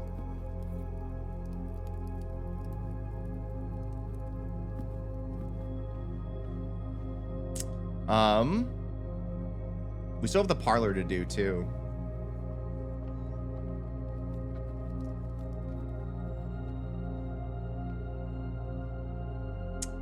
The gems are not in a box. The true statement. A statement on the blue box is as true as this statement. The gems are not in a box with a true statement. Oh dear.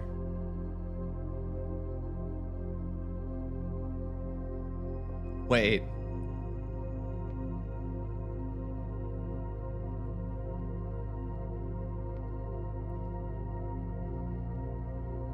I think...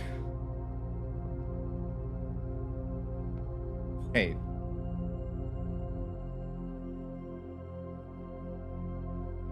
The statement on the blue box is as true as this statement.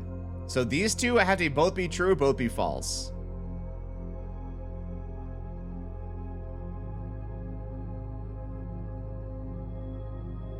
But if they're,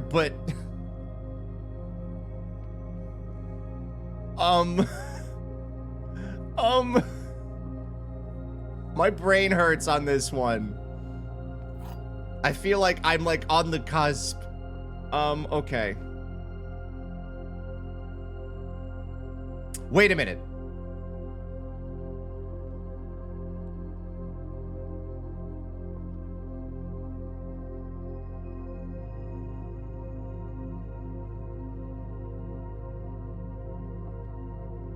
Is it the white box?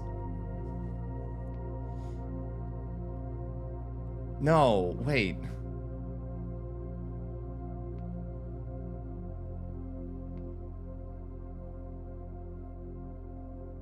I don't understand.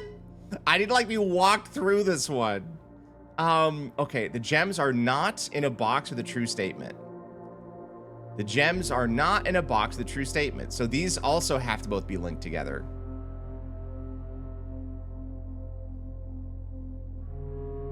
Or are they? Because one could be lying. Oh, I think I might understand. Okay.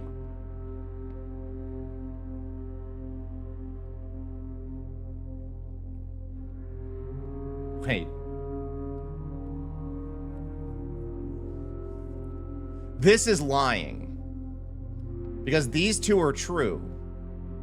So it has to be the black box. Right? I'm gonna crash out. I don't understand. This one hurt my brain.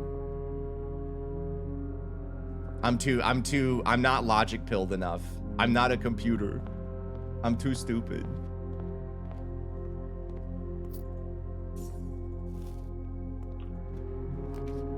Was it in the white box? I don't understand. Shuffle. Money. A key. Rocks. Let me tell you, having like 8 courtyards I could draft and then have the experiment of when I dig up garbage, I get an allowance went crazy. I got 15 allowance in one day. It was nutty. A shoe. So I have a sledgy. Passageway does go kind of hard here. So this can be a dead end if I want it to be. Let's do locksmith then. I can't! Bacon and eggs.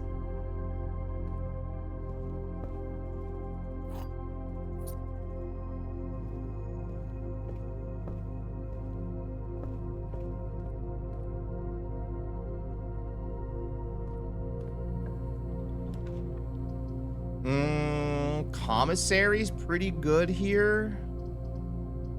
Never mind, I have to do archives. Oh, cringe. That's rough.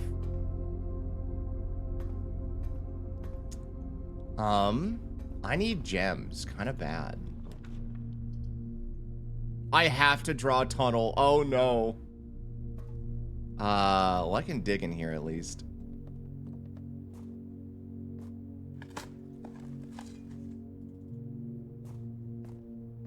Tunnel's rough because it's gonna always open up into another tunnel. Let's see if I can go through the dining room here. We cut it off. Well, archive floor plan, are you good? No, it's not bad. Gem.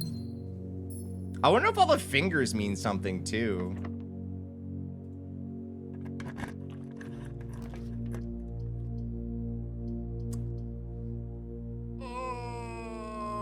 I do like Solarium. I do like Solarium. Ding.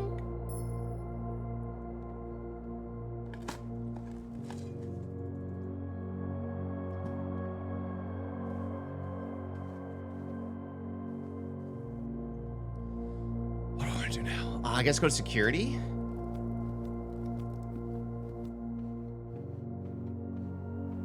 I don't have a key card, so what's this? Oh, vault key. Nice. I need to do the vault some more because I know the vault has more things to open.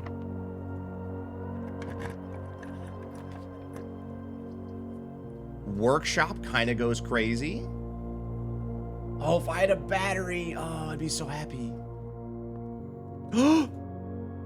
Okay.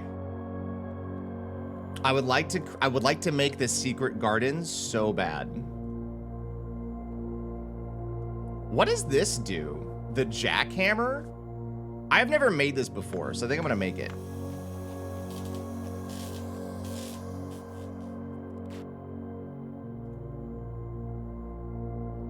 More effective than shovel excavation, digs deeper and finds better items. Ooh. Better items, you say? Like what? Rumpus room. I haven't been to the rumpus room forever. Yes, it's rumpin' time. I'm so excited to rump. I want to know what you're going to tell me. I haven't talked to you in forever.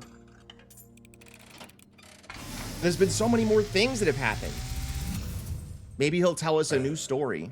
As it was foretold, I am awakened at the sound of a dropping coin. You find yourself face to face with the great Alzara. Alzara. And I suspect you wish me to look into your future. Yes. Faintly in the mist, I see a figure. Uh-huh. Okay. That's the general. Statue cradled in a courtyard of sentinel stone. You will find yourself one day wandering these paths. Where is that? Walking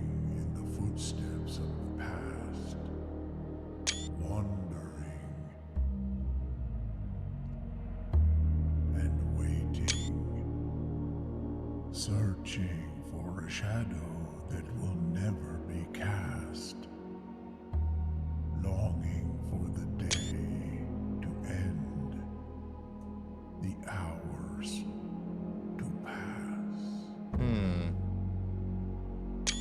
3 o'clock? Looks like it's noon. What you have heard here has been foreseen by the great Alzara. I don't understand. Until the dawn of the following day, Thank you, have Alzara. nothing more to say. Okay. Well, okay. Well, that looked like a whole area I haven't been to yet. I know there was a thing where, like, a gate was opened when, like, something was stolen from the entrance hall. I don't know what that was about. I don't know. I'm too silly. No gems. This is bad. Oh, the furnace. Oh. That's a fun sound.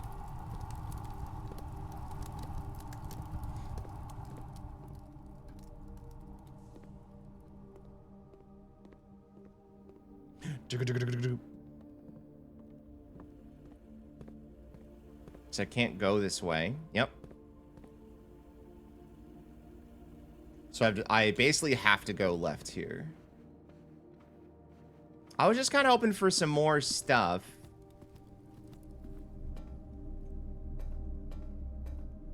But I guess it's not going to happen. I might do all of these then. Oh, there. Okay. Well. Ooh, gymnasium.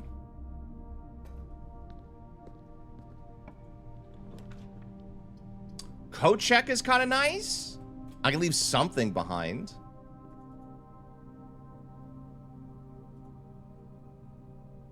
I'll do the magnifying glass because, like, and now it would just need a battery, I think, and I can just come back there eventually and hopefully find the thing. Corridor. It'll be unlocked.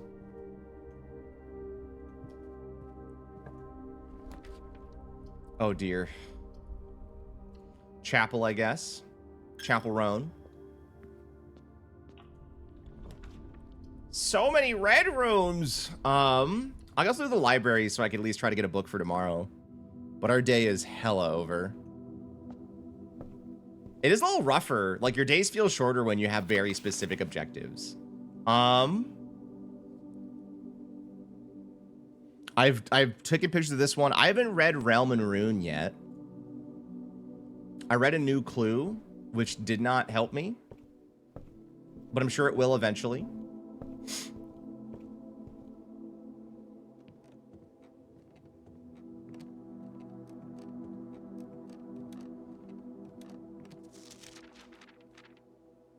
So I have one more thing to make, but I don't know what it is.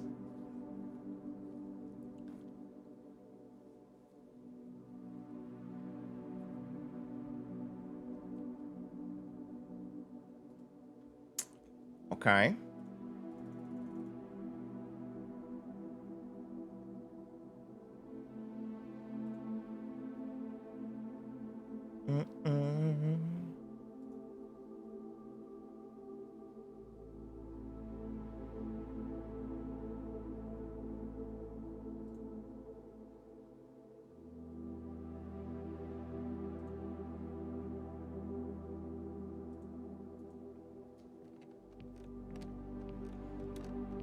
Man, I want Oreos now. I love Oreos. You ever, listen, soft serve with some Oreos in there? Hard to beat. I think the day is over, which is cringe. 'Cause I didn't do anything. I did nothing today again. You're feeling paranoid? Why? Is it because you have a pair of Noids? Do you have two of the Domino's 90s mascot, the Noid.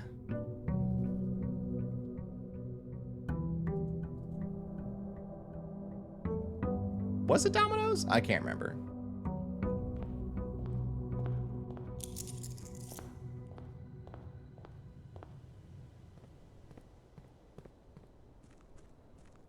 Like, scooping out ice cream with Oreos just sounds so good.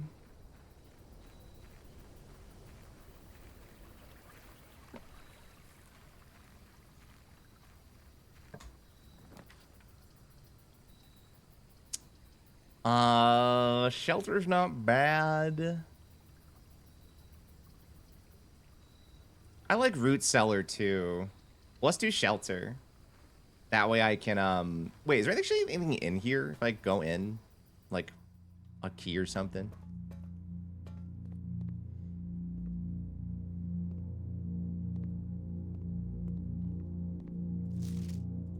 That was the book we were reading, Syntax, when you showed up earlier. When Jesper, the character in the story, beat someone to death with the idol that he found, and he got paranoid. He was cursed. Paranoids. Okay. So I am not afraid of red rooms. It's a gem. Observatory again. I'll do observatory.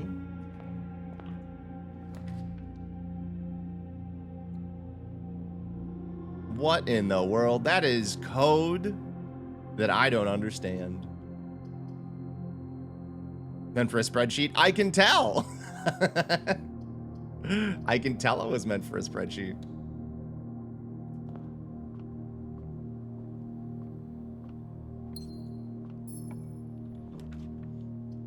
The boudoir.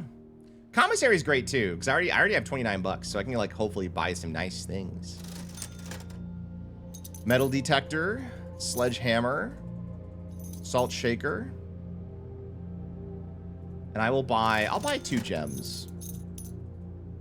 Okay, so I actually, if I get the code check, I can make the magnifying glass. Let's go to the observatory. Well, let's see what this is first.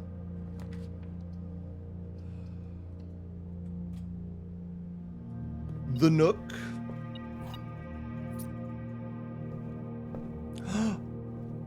Smash it.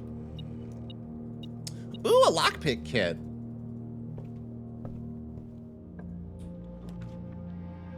Security or a courtyard?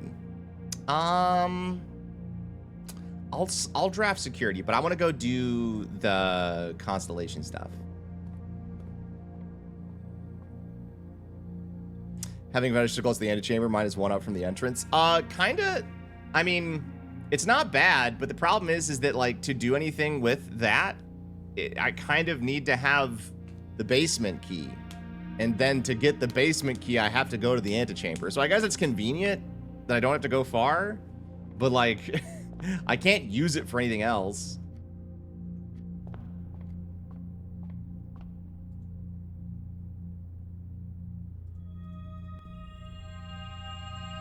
Ooh. Very good for us. Let me go see what this is first. Weight room, doesn't matter. We are protected.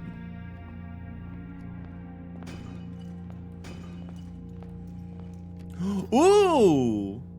Okay. That's kind of sick. If I can craft the power hammer today, I would be so happy.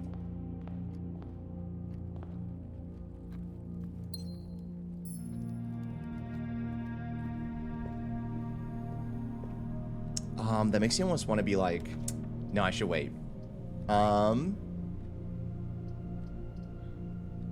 Let's do archives. That's our second red room used. It's okay. It's your money underground. $3.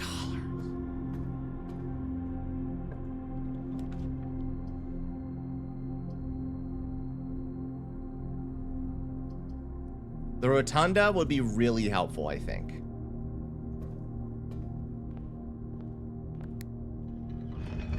Because now I can rotate.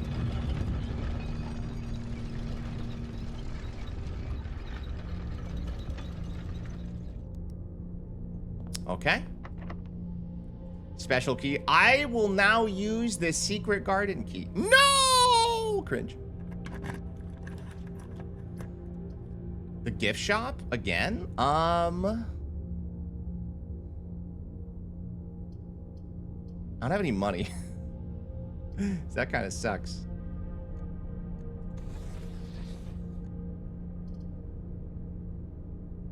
I'll do the gift shop.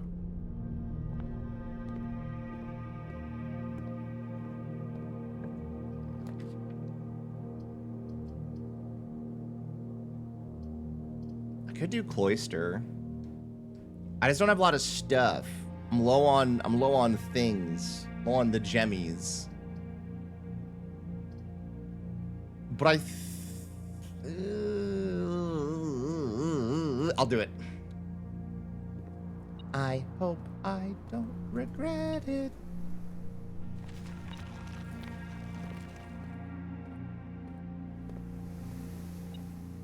Where's my free stuff?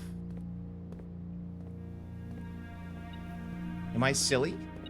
There it is.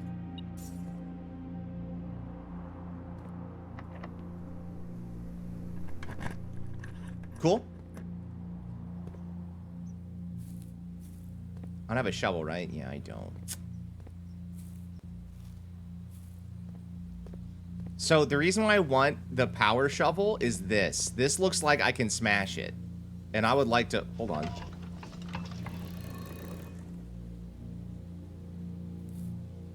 What? Oh, I never noticed this before.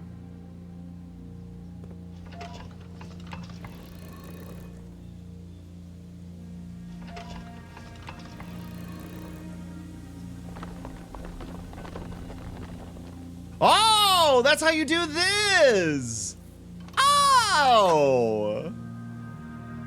Okay. Well, I learned something.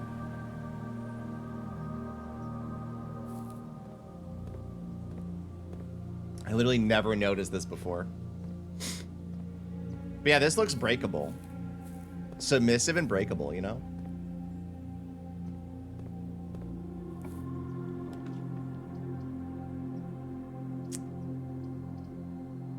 Well, I guess we're doing guest bedrooms now.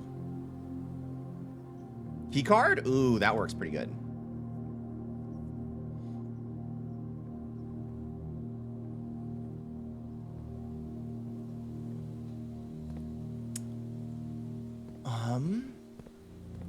Not having gems makes me nervous. Okay, 7 locked doors might go hard. I don't know. Can't use the lockpick on this one or this one. Okay. Hi, Yuzu. Hello, hello.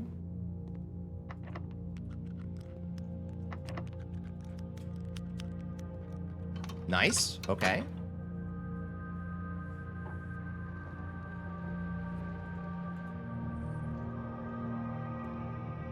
Oh, gem. Worth it.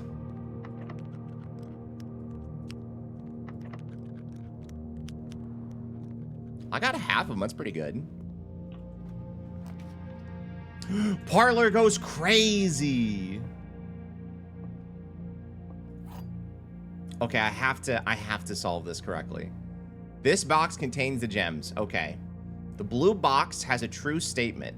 The empty boxes both have true statements.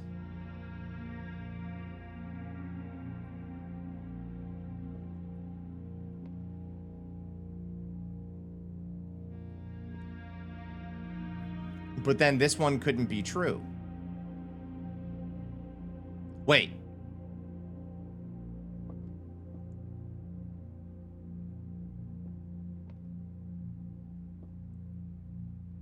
Okay, hold on. I feel like I'm stuck at the same one as last time. Okay. If this is true...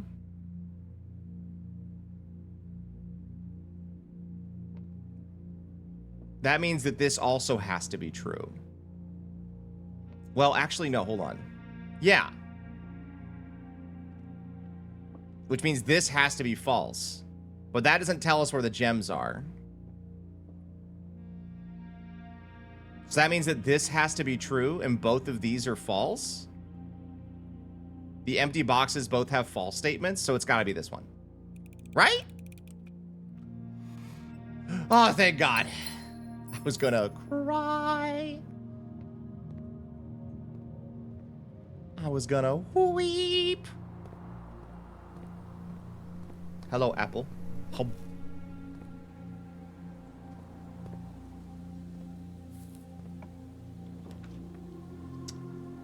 Magnifying glass. I'm gonna do courtyard and pray there's a shovel here. This is cringe. 2 keys. Okay.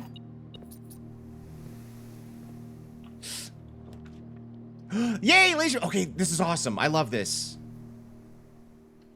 Okay. If I can find... The hell? Oh, I've never seen the telescope before. Okay, 1, I don't know how to open this. 2, queen piece.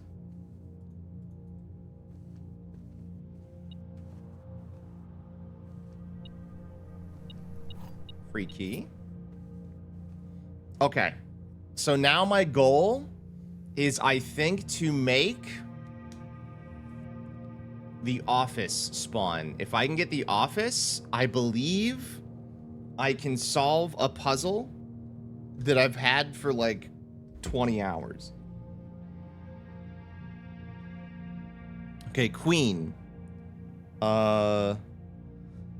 Let's see, entrance hall. See, den has a pawn, so that's queen and pawn. The nook has a rook. Where is a bishop? The rumpus room. The chapel. The attic. Security has a knight. So yeah, I just need a bishop and a king. So I need office and then something with a, oh. I missed something? Hello? $1. Okay. We're kind of pogging right now, chat. Doesn't chapel have a bishop? I said it does, but we haven't drawn chapel yet.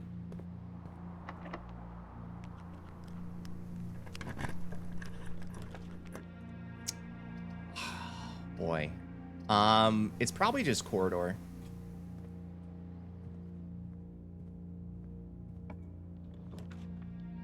Library, pantry.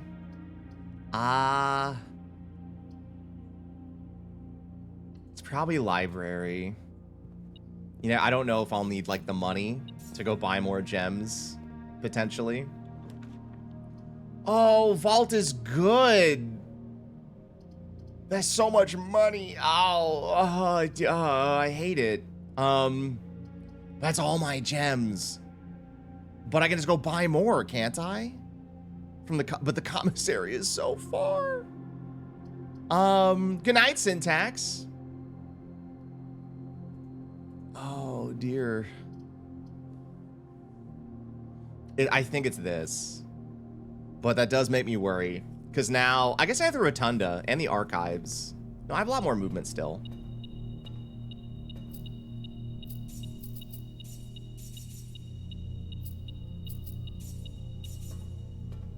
Okay.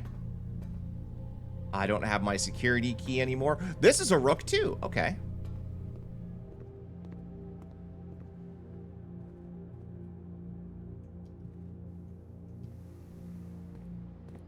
I don't want to draw. I think I have to go buy gems.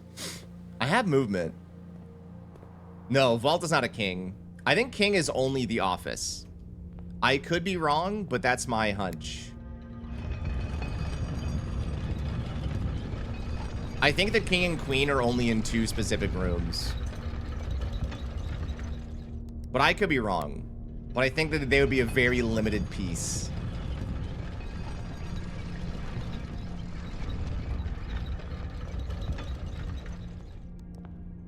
Am I winning? I think so. No, we want to go buy gems first. And then if I draft office, I will be so happy. Oh, there's a knight in the observatory too. So I need bishop. Bishop and king.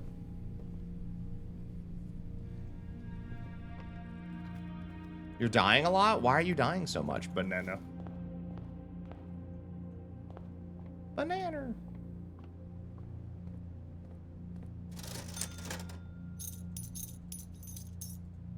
Okay, I got 3 gems. That's worth it, I think. We got our money back, essentially.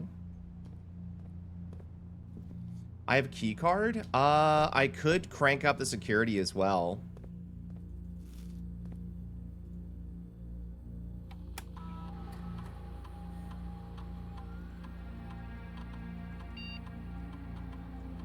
Okay. That'll help me out a little bit.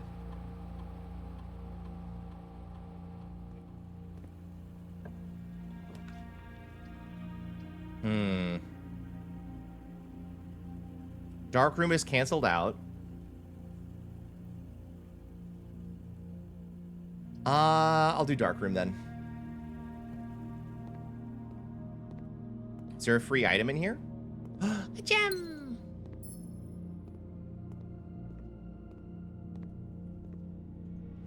Okay. Because you're a bad runner? What happened? What happened?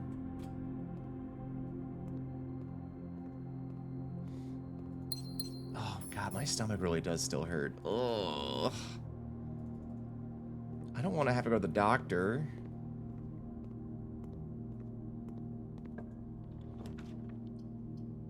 Locked trunk. I like locked trunk. Free stuff.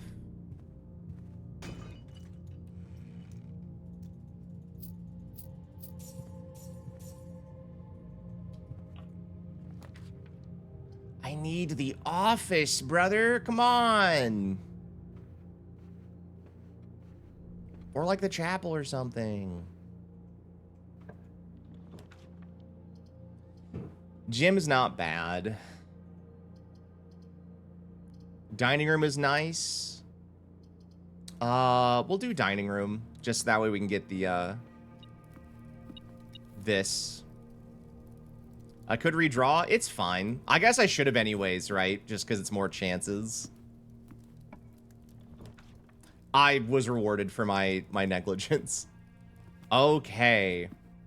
So now we need a bishop room. And then I can solve this fucking puzzle. What library?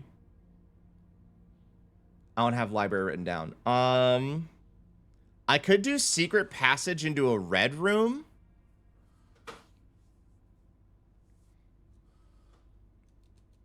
Or the attic. I think I do East Wing Hall, because it gives me access to both rooms still.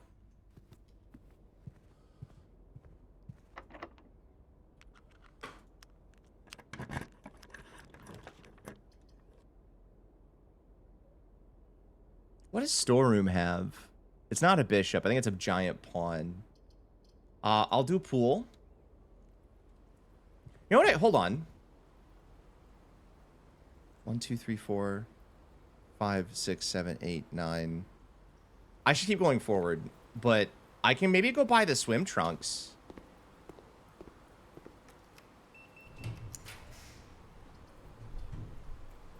Dang. I guess we're doing walk-in closet then.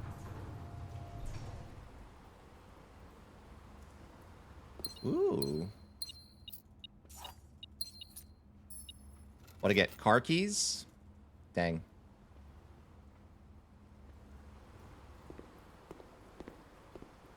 Well, that's still helpful.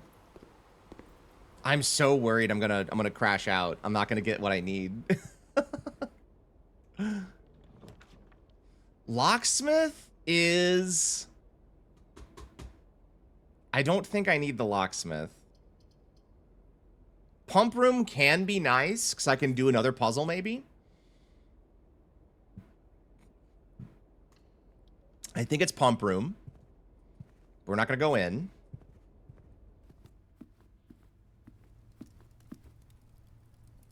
I guess I should do the office puzzle to get my free gem, but I don't need gems right now. I need to draft a bishop room.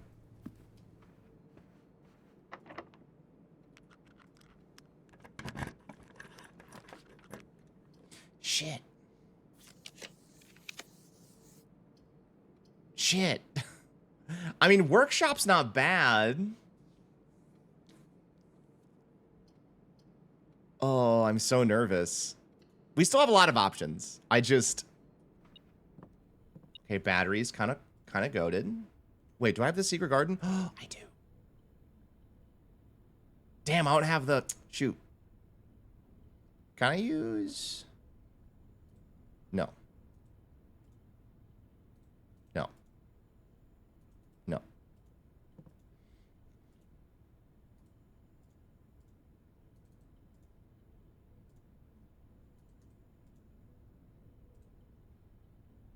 I can do this, the pick sound amplifier, but I don't think I need that. Oh, I'm so annoyed. I wish I knew other rooms that had bishops. It's Rumpus, Chapel, and Attic are the three that I am aware of. There is probably a fourth one, but I don't know what it is.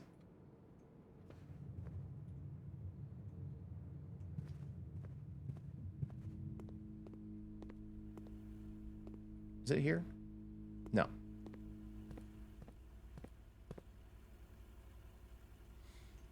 This sucks. Banana. Well, at least I have a lot of extra food, and I have the salt shaker, so... Banana. There's a little help. Secret garden coming in hot. The salted banana. Yes. Salt nana. I will start from here. Okay, here's the question. Do I take Furnace in hopes that I draw Chapel? I feel like the answer is yes. Because I've drawn almost all of them at this point. Gym is fine. Though I almost wonder if I should do Laboratory just to kill a dead end.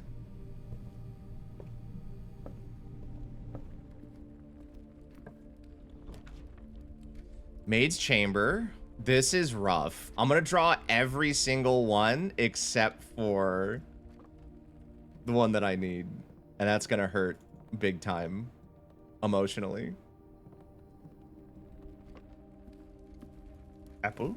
Nom, nom, nom, nom, nom, nom, nom.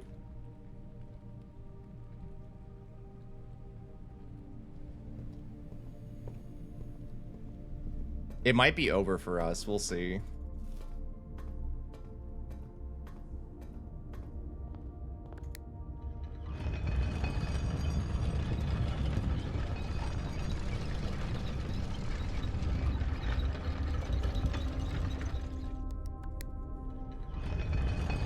How many red rooms are there? 8. And I have drawn 6. Come on, game. Get it together. I'm buying the swim trunks. And the Mount Holly tea.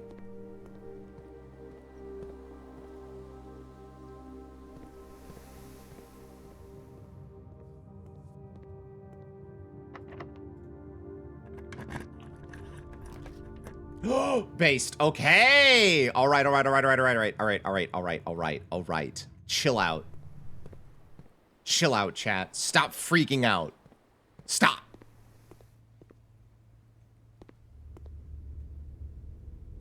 I have to leave.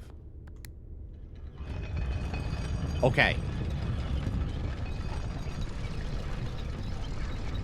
We should be able... Should have pulled chat by now. Well, good news. We got it. I mean, if I didn't get it despite having Furnace as well, that was going to suck.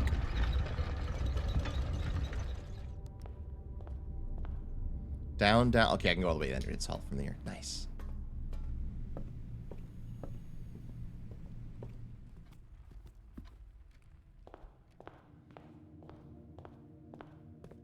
My body is so ready for this.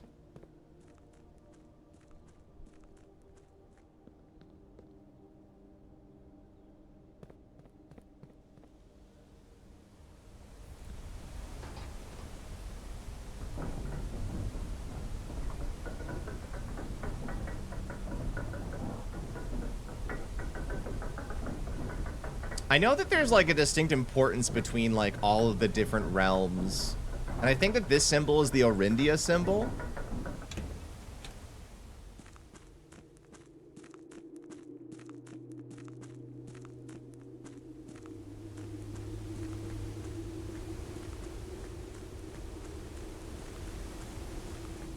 Okay, here we go.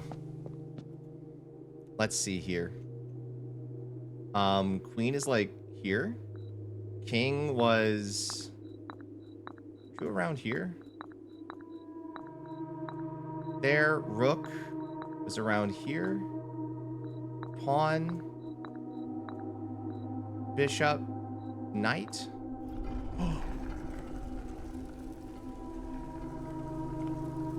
Choose your piece to receive a new permanent power. Bro. Permanent power? Do I only get to click one time? I don't know what they are. I don't want to like pick the wrong one. I'm gonna be sacrilegious. I'm gonna Google what the powers are. Blueprints, chess, powers.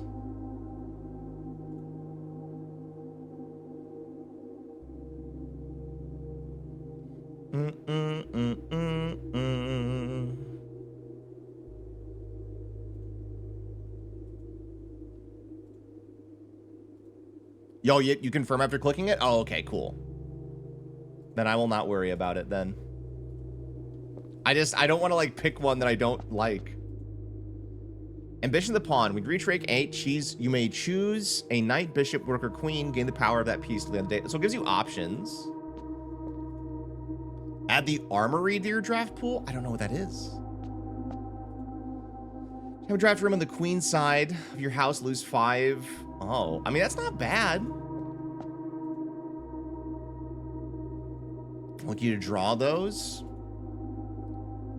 You don't have to pay tithes. Said you gain $30 first time in your chapel each day with this power. Ooh. Draw floor plans of 4 times in drafting the 4 corners of your house. I think I want to do the knight because I want to know what the armory is. Return to this chamber any future day, unlocking the pieces again. Okay, so you have to redo it. Neat. But we did it. Yay! I wonder where this goes.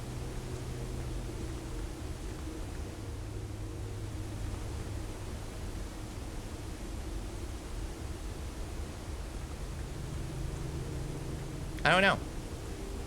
Probably somewhere underground. Okay.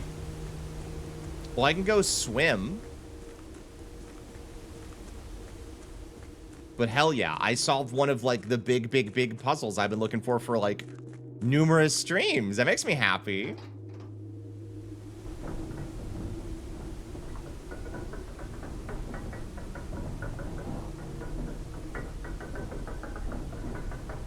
So let's go to the pool.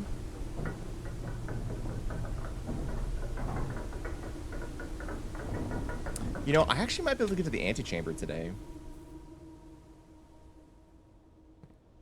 Which, if true, I can get the basement key. I probably could do the reservoir pump stuff, too.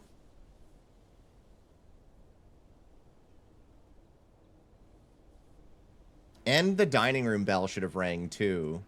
Oh, no, I didn't walk into the chapel, so it doesn't count. Oh. That's kind of annoying. What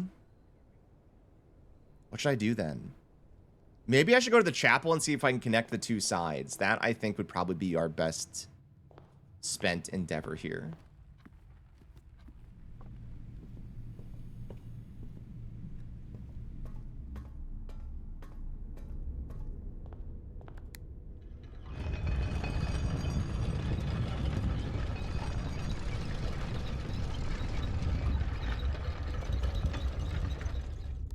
Push it again.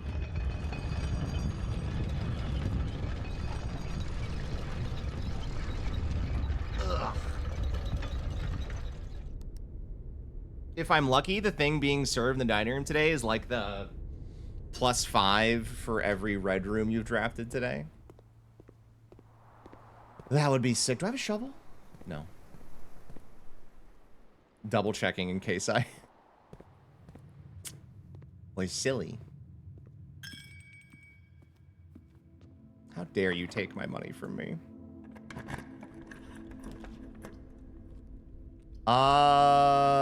This sucks.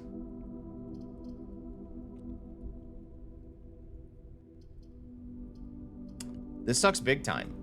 So I guess aquarium.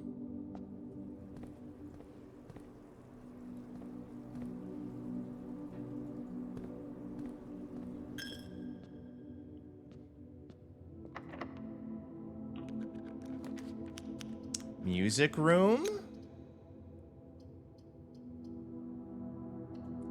I'll do hall.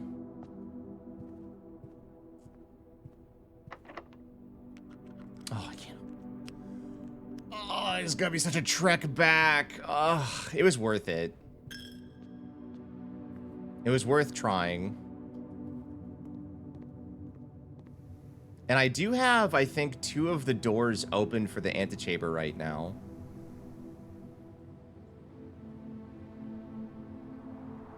I don't have the... Oh, man. If I had the key, I could come up for the foundation, but I don't. Which sucks. I will say, I don't think I like the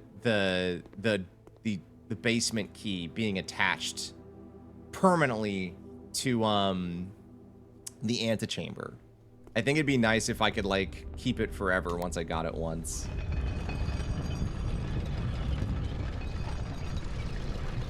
Or maybe, like, the first time. You reach room 46, maybe?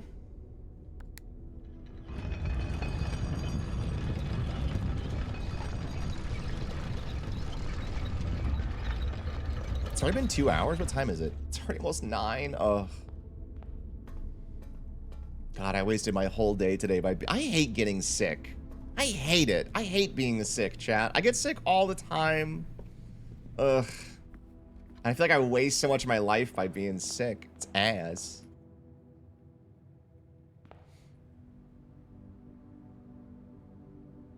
Wait. I have to go so,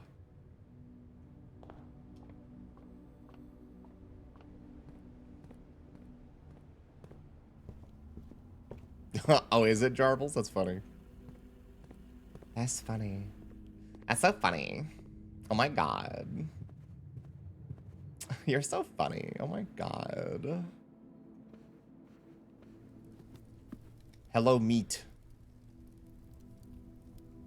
I do not have a showroom, but I'll take my 40 movement. Solid chessboard? I was! We did it! We solved the chessboard. And the game just said I need to bring keys, so I'm gonna do this. I'm gonna make the amplifier.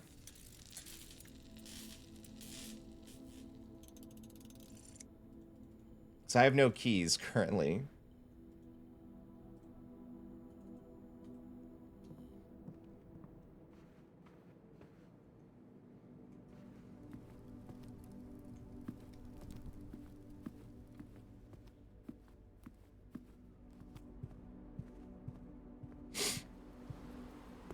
Okay.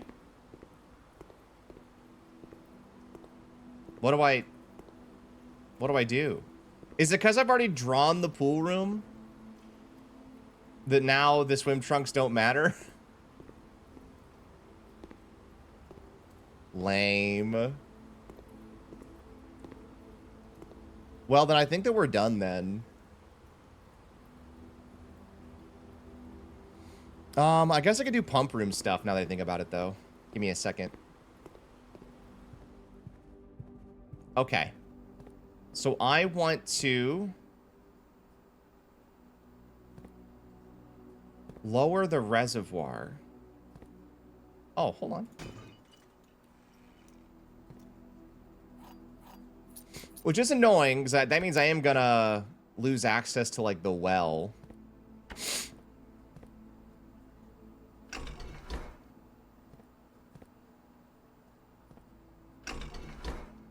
Right? I think it sucks it out.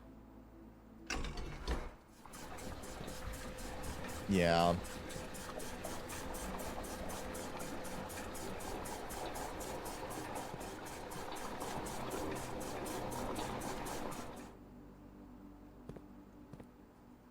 Four, huh?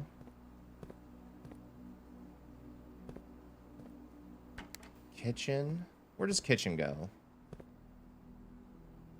Kitchen goes to 1.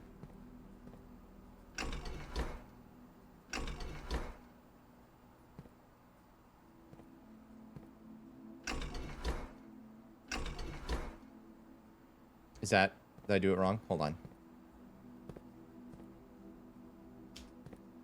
Kitchen's 4, not 3, you dumbo. It goes to tank 2. Okay, then I need to... Before I do that, I need to... Ugh, okay, hold on.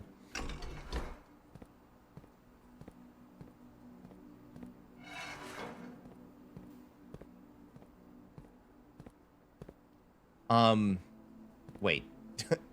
Hold on. Because I want to remove only 1 from the reservoir, because then the boat works. I think.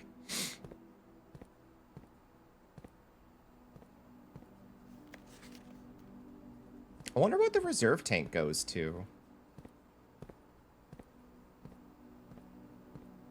I don't know. Also, why is this blue? Does that mean that I only have to have this go up to there and it counts as being empty? I don't know.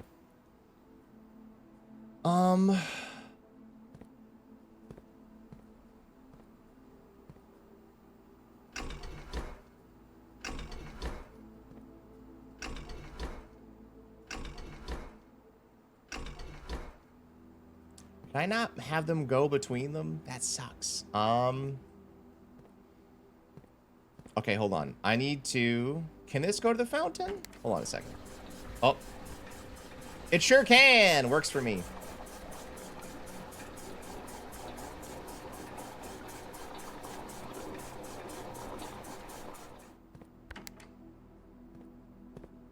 So now, I think it's gonna work? Okay. And so now, I need to put exactly 1 into pump 2.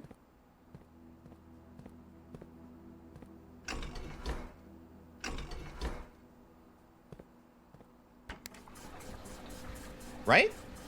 Okay. So, I think that means that...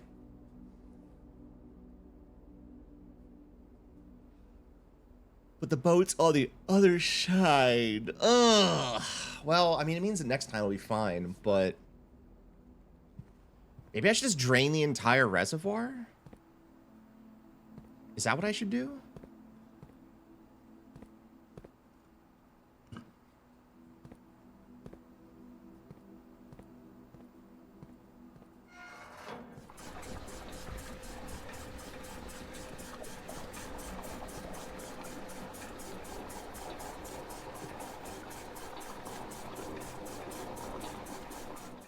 This is all blue.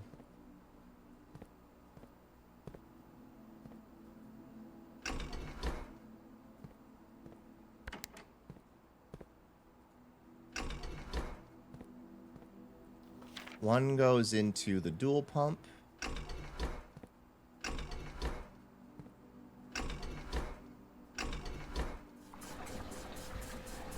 Okay.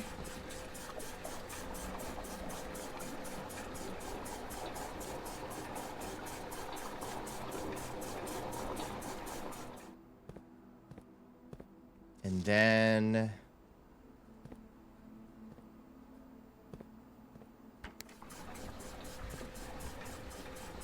I'll just drain as much as I can.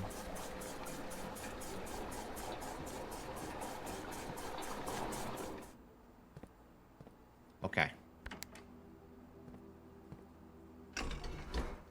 Turn on the suck.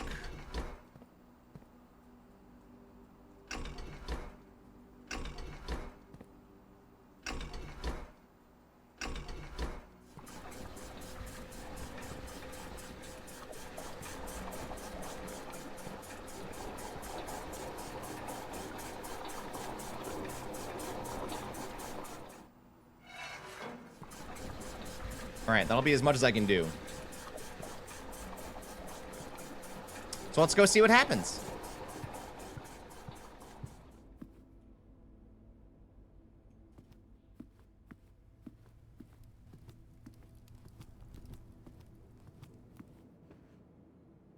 I'm so, like, I have to keep checking my map every 2 seconds to make sure I'm going the right way.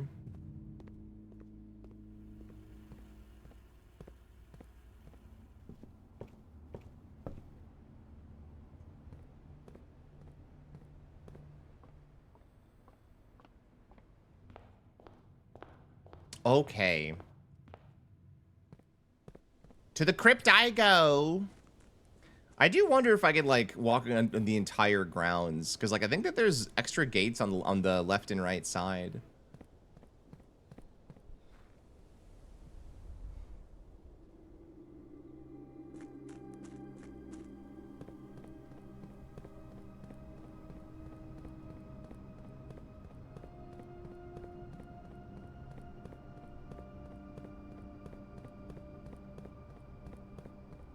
F you, door. So let's see. Woo!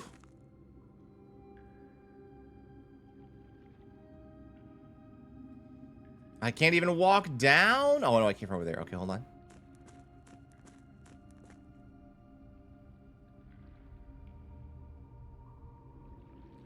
Oh, look at all the chests. Interesting. So it looks like it's got to be up like 2 or 3 higher. Because I want to see if I could sail into there. So I need like, let me try, I don't have enough footsteps for this. I'm going to try raising it by 3 or 4. And maybe that'll be enough. But if the boat's on the wrong side, maybe I can't do it. I don't know.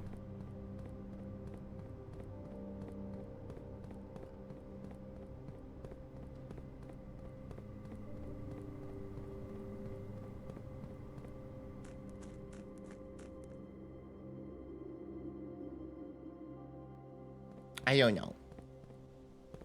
Yeah, I don't have enough to come back. I don't think. Because it's going to be 1, 2, 3, 4, 5, 6, 7, 8, 9, 10, 11, 12. Oh, God. Okay. Yeah.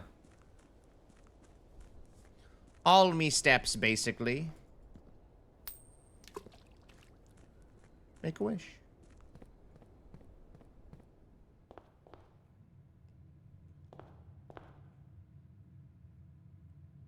Do not want to waste movement here. Mainly because I can't afford to.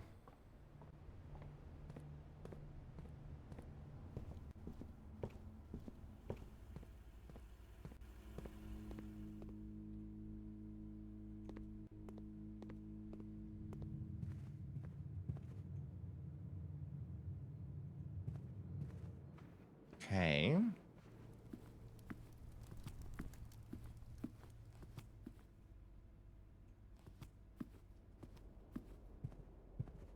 We're in the pump room. Okay. So I'm just gonna change it back, I guess. Wait a minute. Where do you go?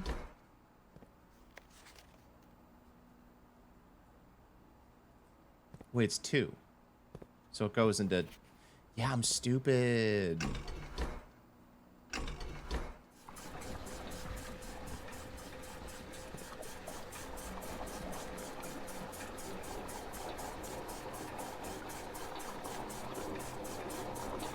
All right, we'll check that out a different day. Call it a day. Yes.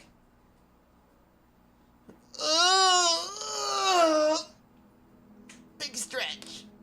Ooh. I really filled it out today. All right, I'm actually going to call it here, Chax. I'm feeling really queasy, and I'm going to go sit in the bathroom because I think I'm going to go puke again. I just don't know when it's going to happen. You know what I mean? It's like one of those things. I'm hoping that tomorrow I'm feeling not nauseous. We'll see. But tomorrow we have a collab. We're playing Mario Party Jamboree and then other stuff as well at 3 p.m. Pacific. So I hope to see you there. And I hope you have a good night. Sorry that I'm like AFK this week. I didn't plan on getting sick. I love you though, chat. I'm gonna go die of cramping and nausea. Good night, bye.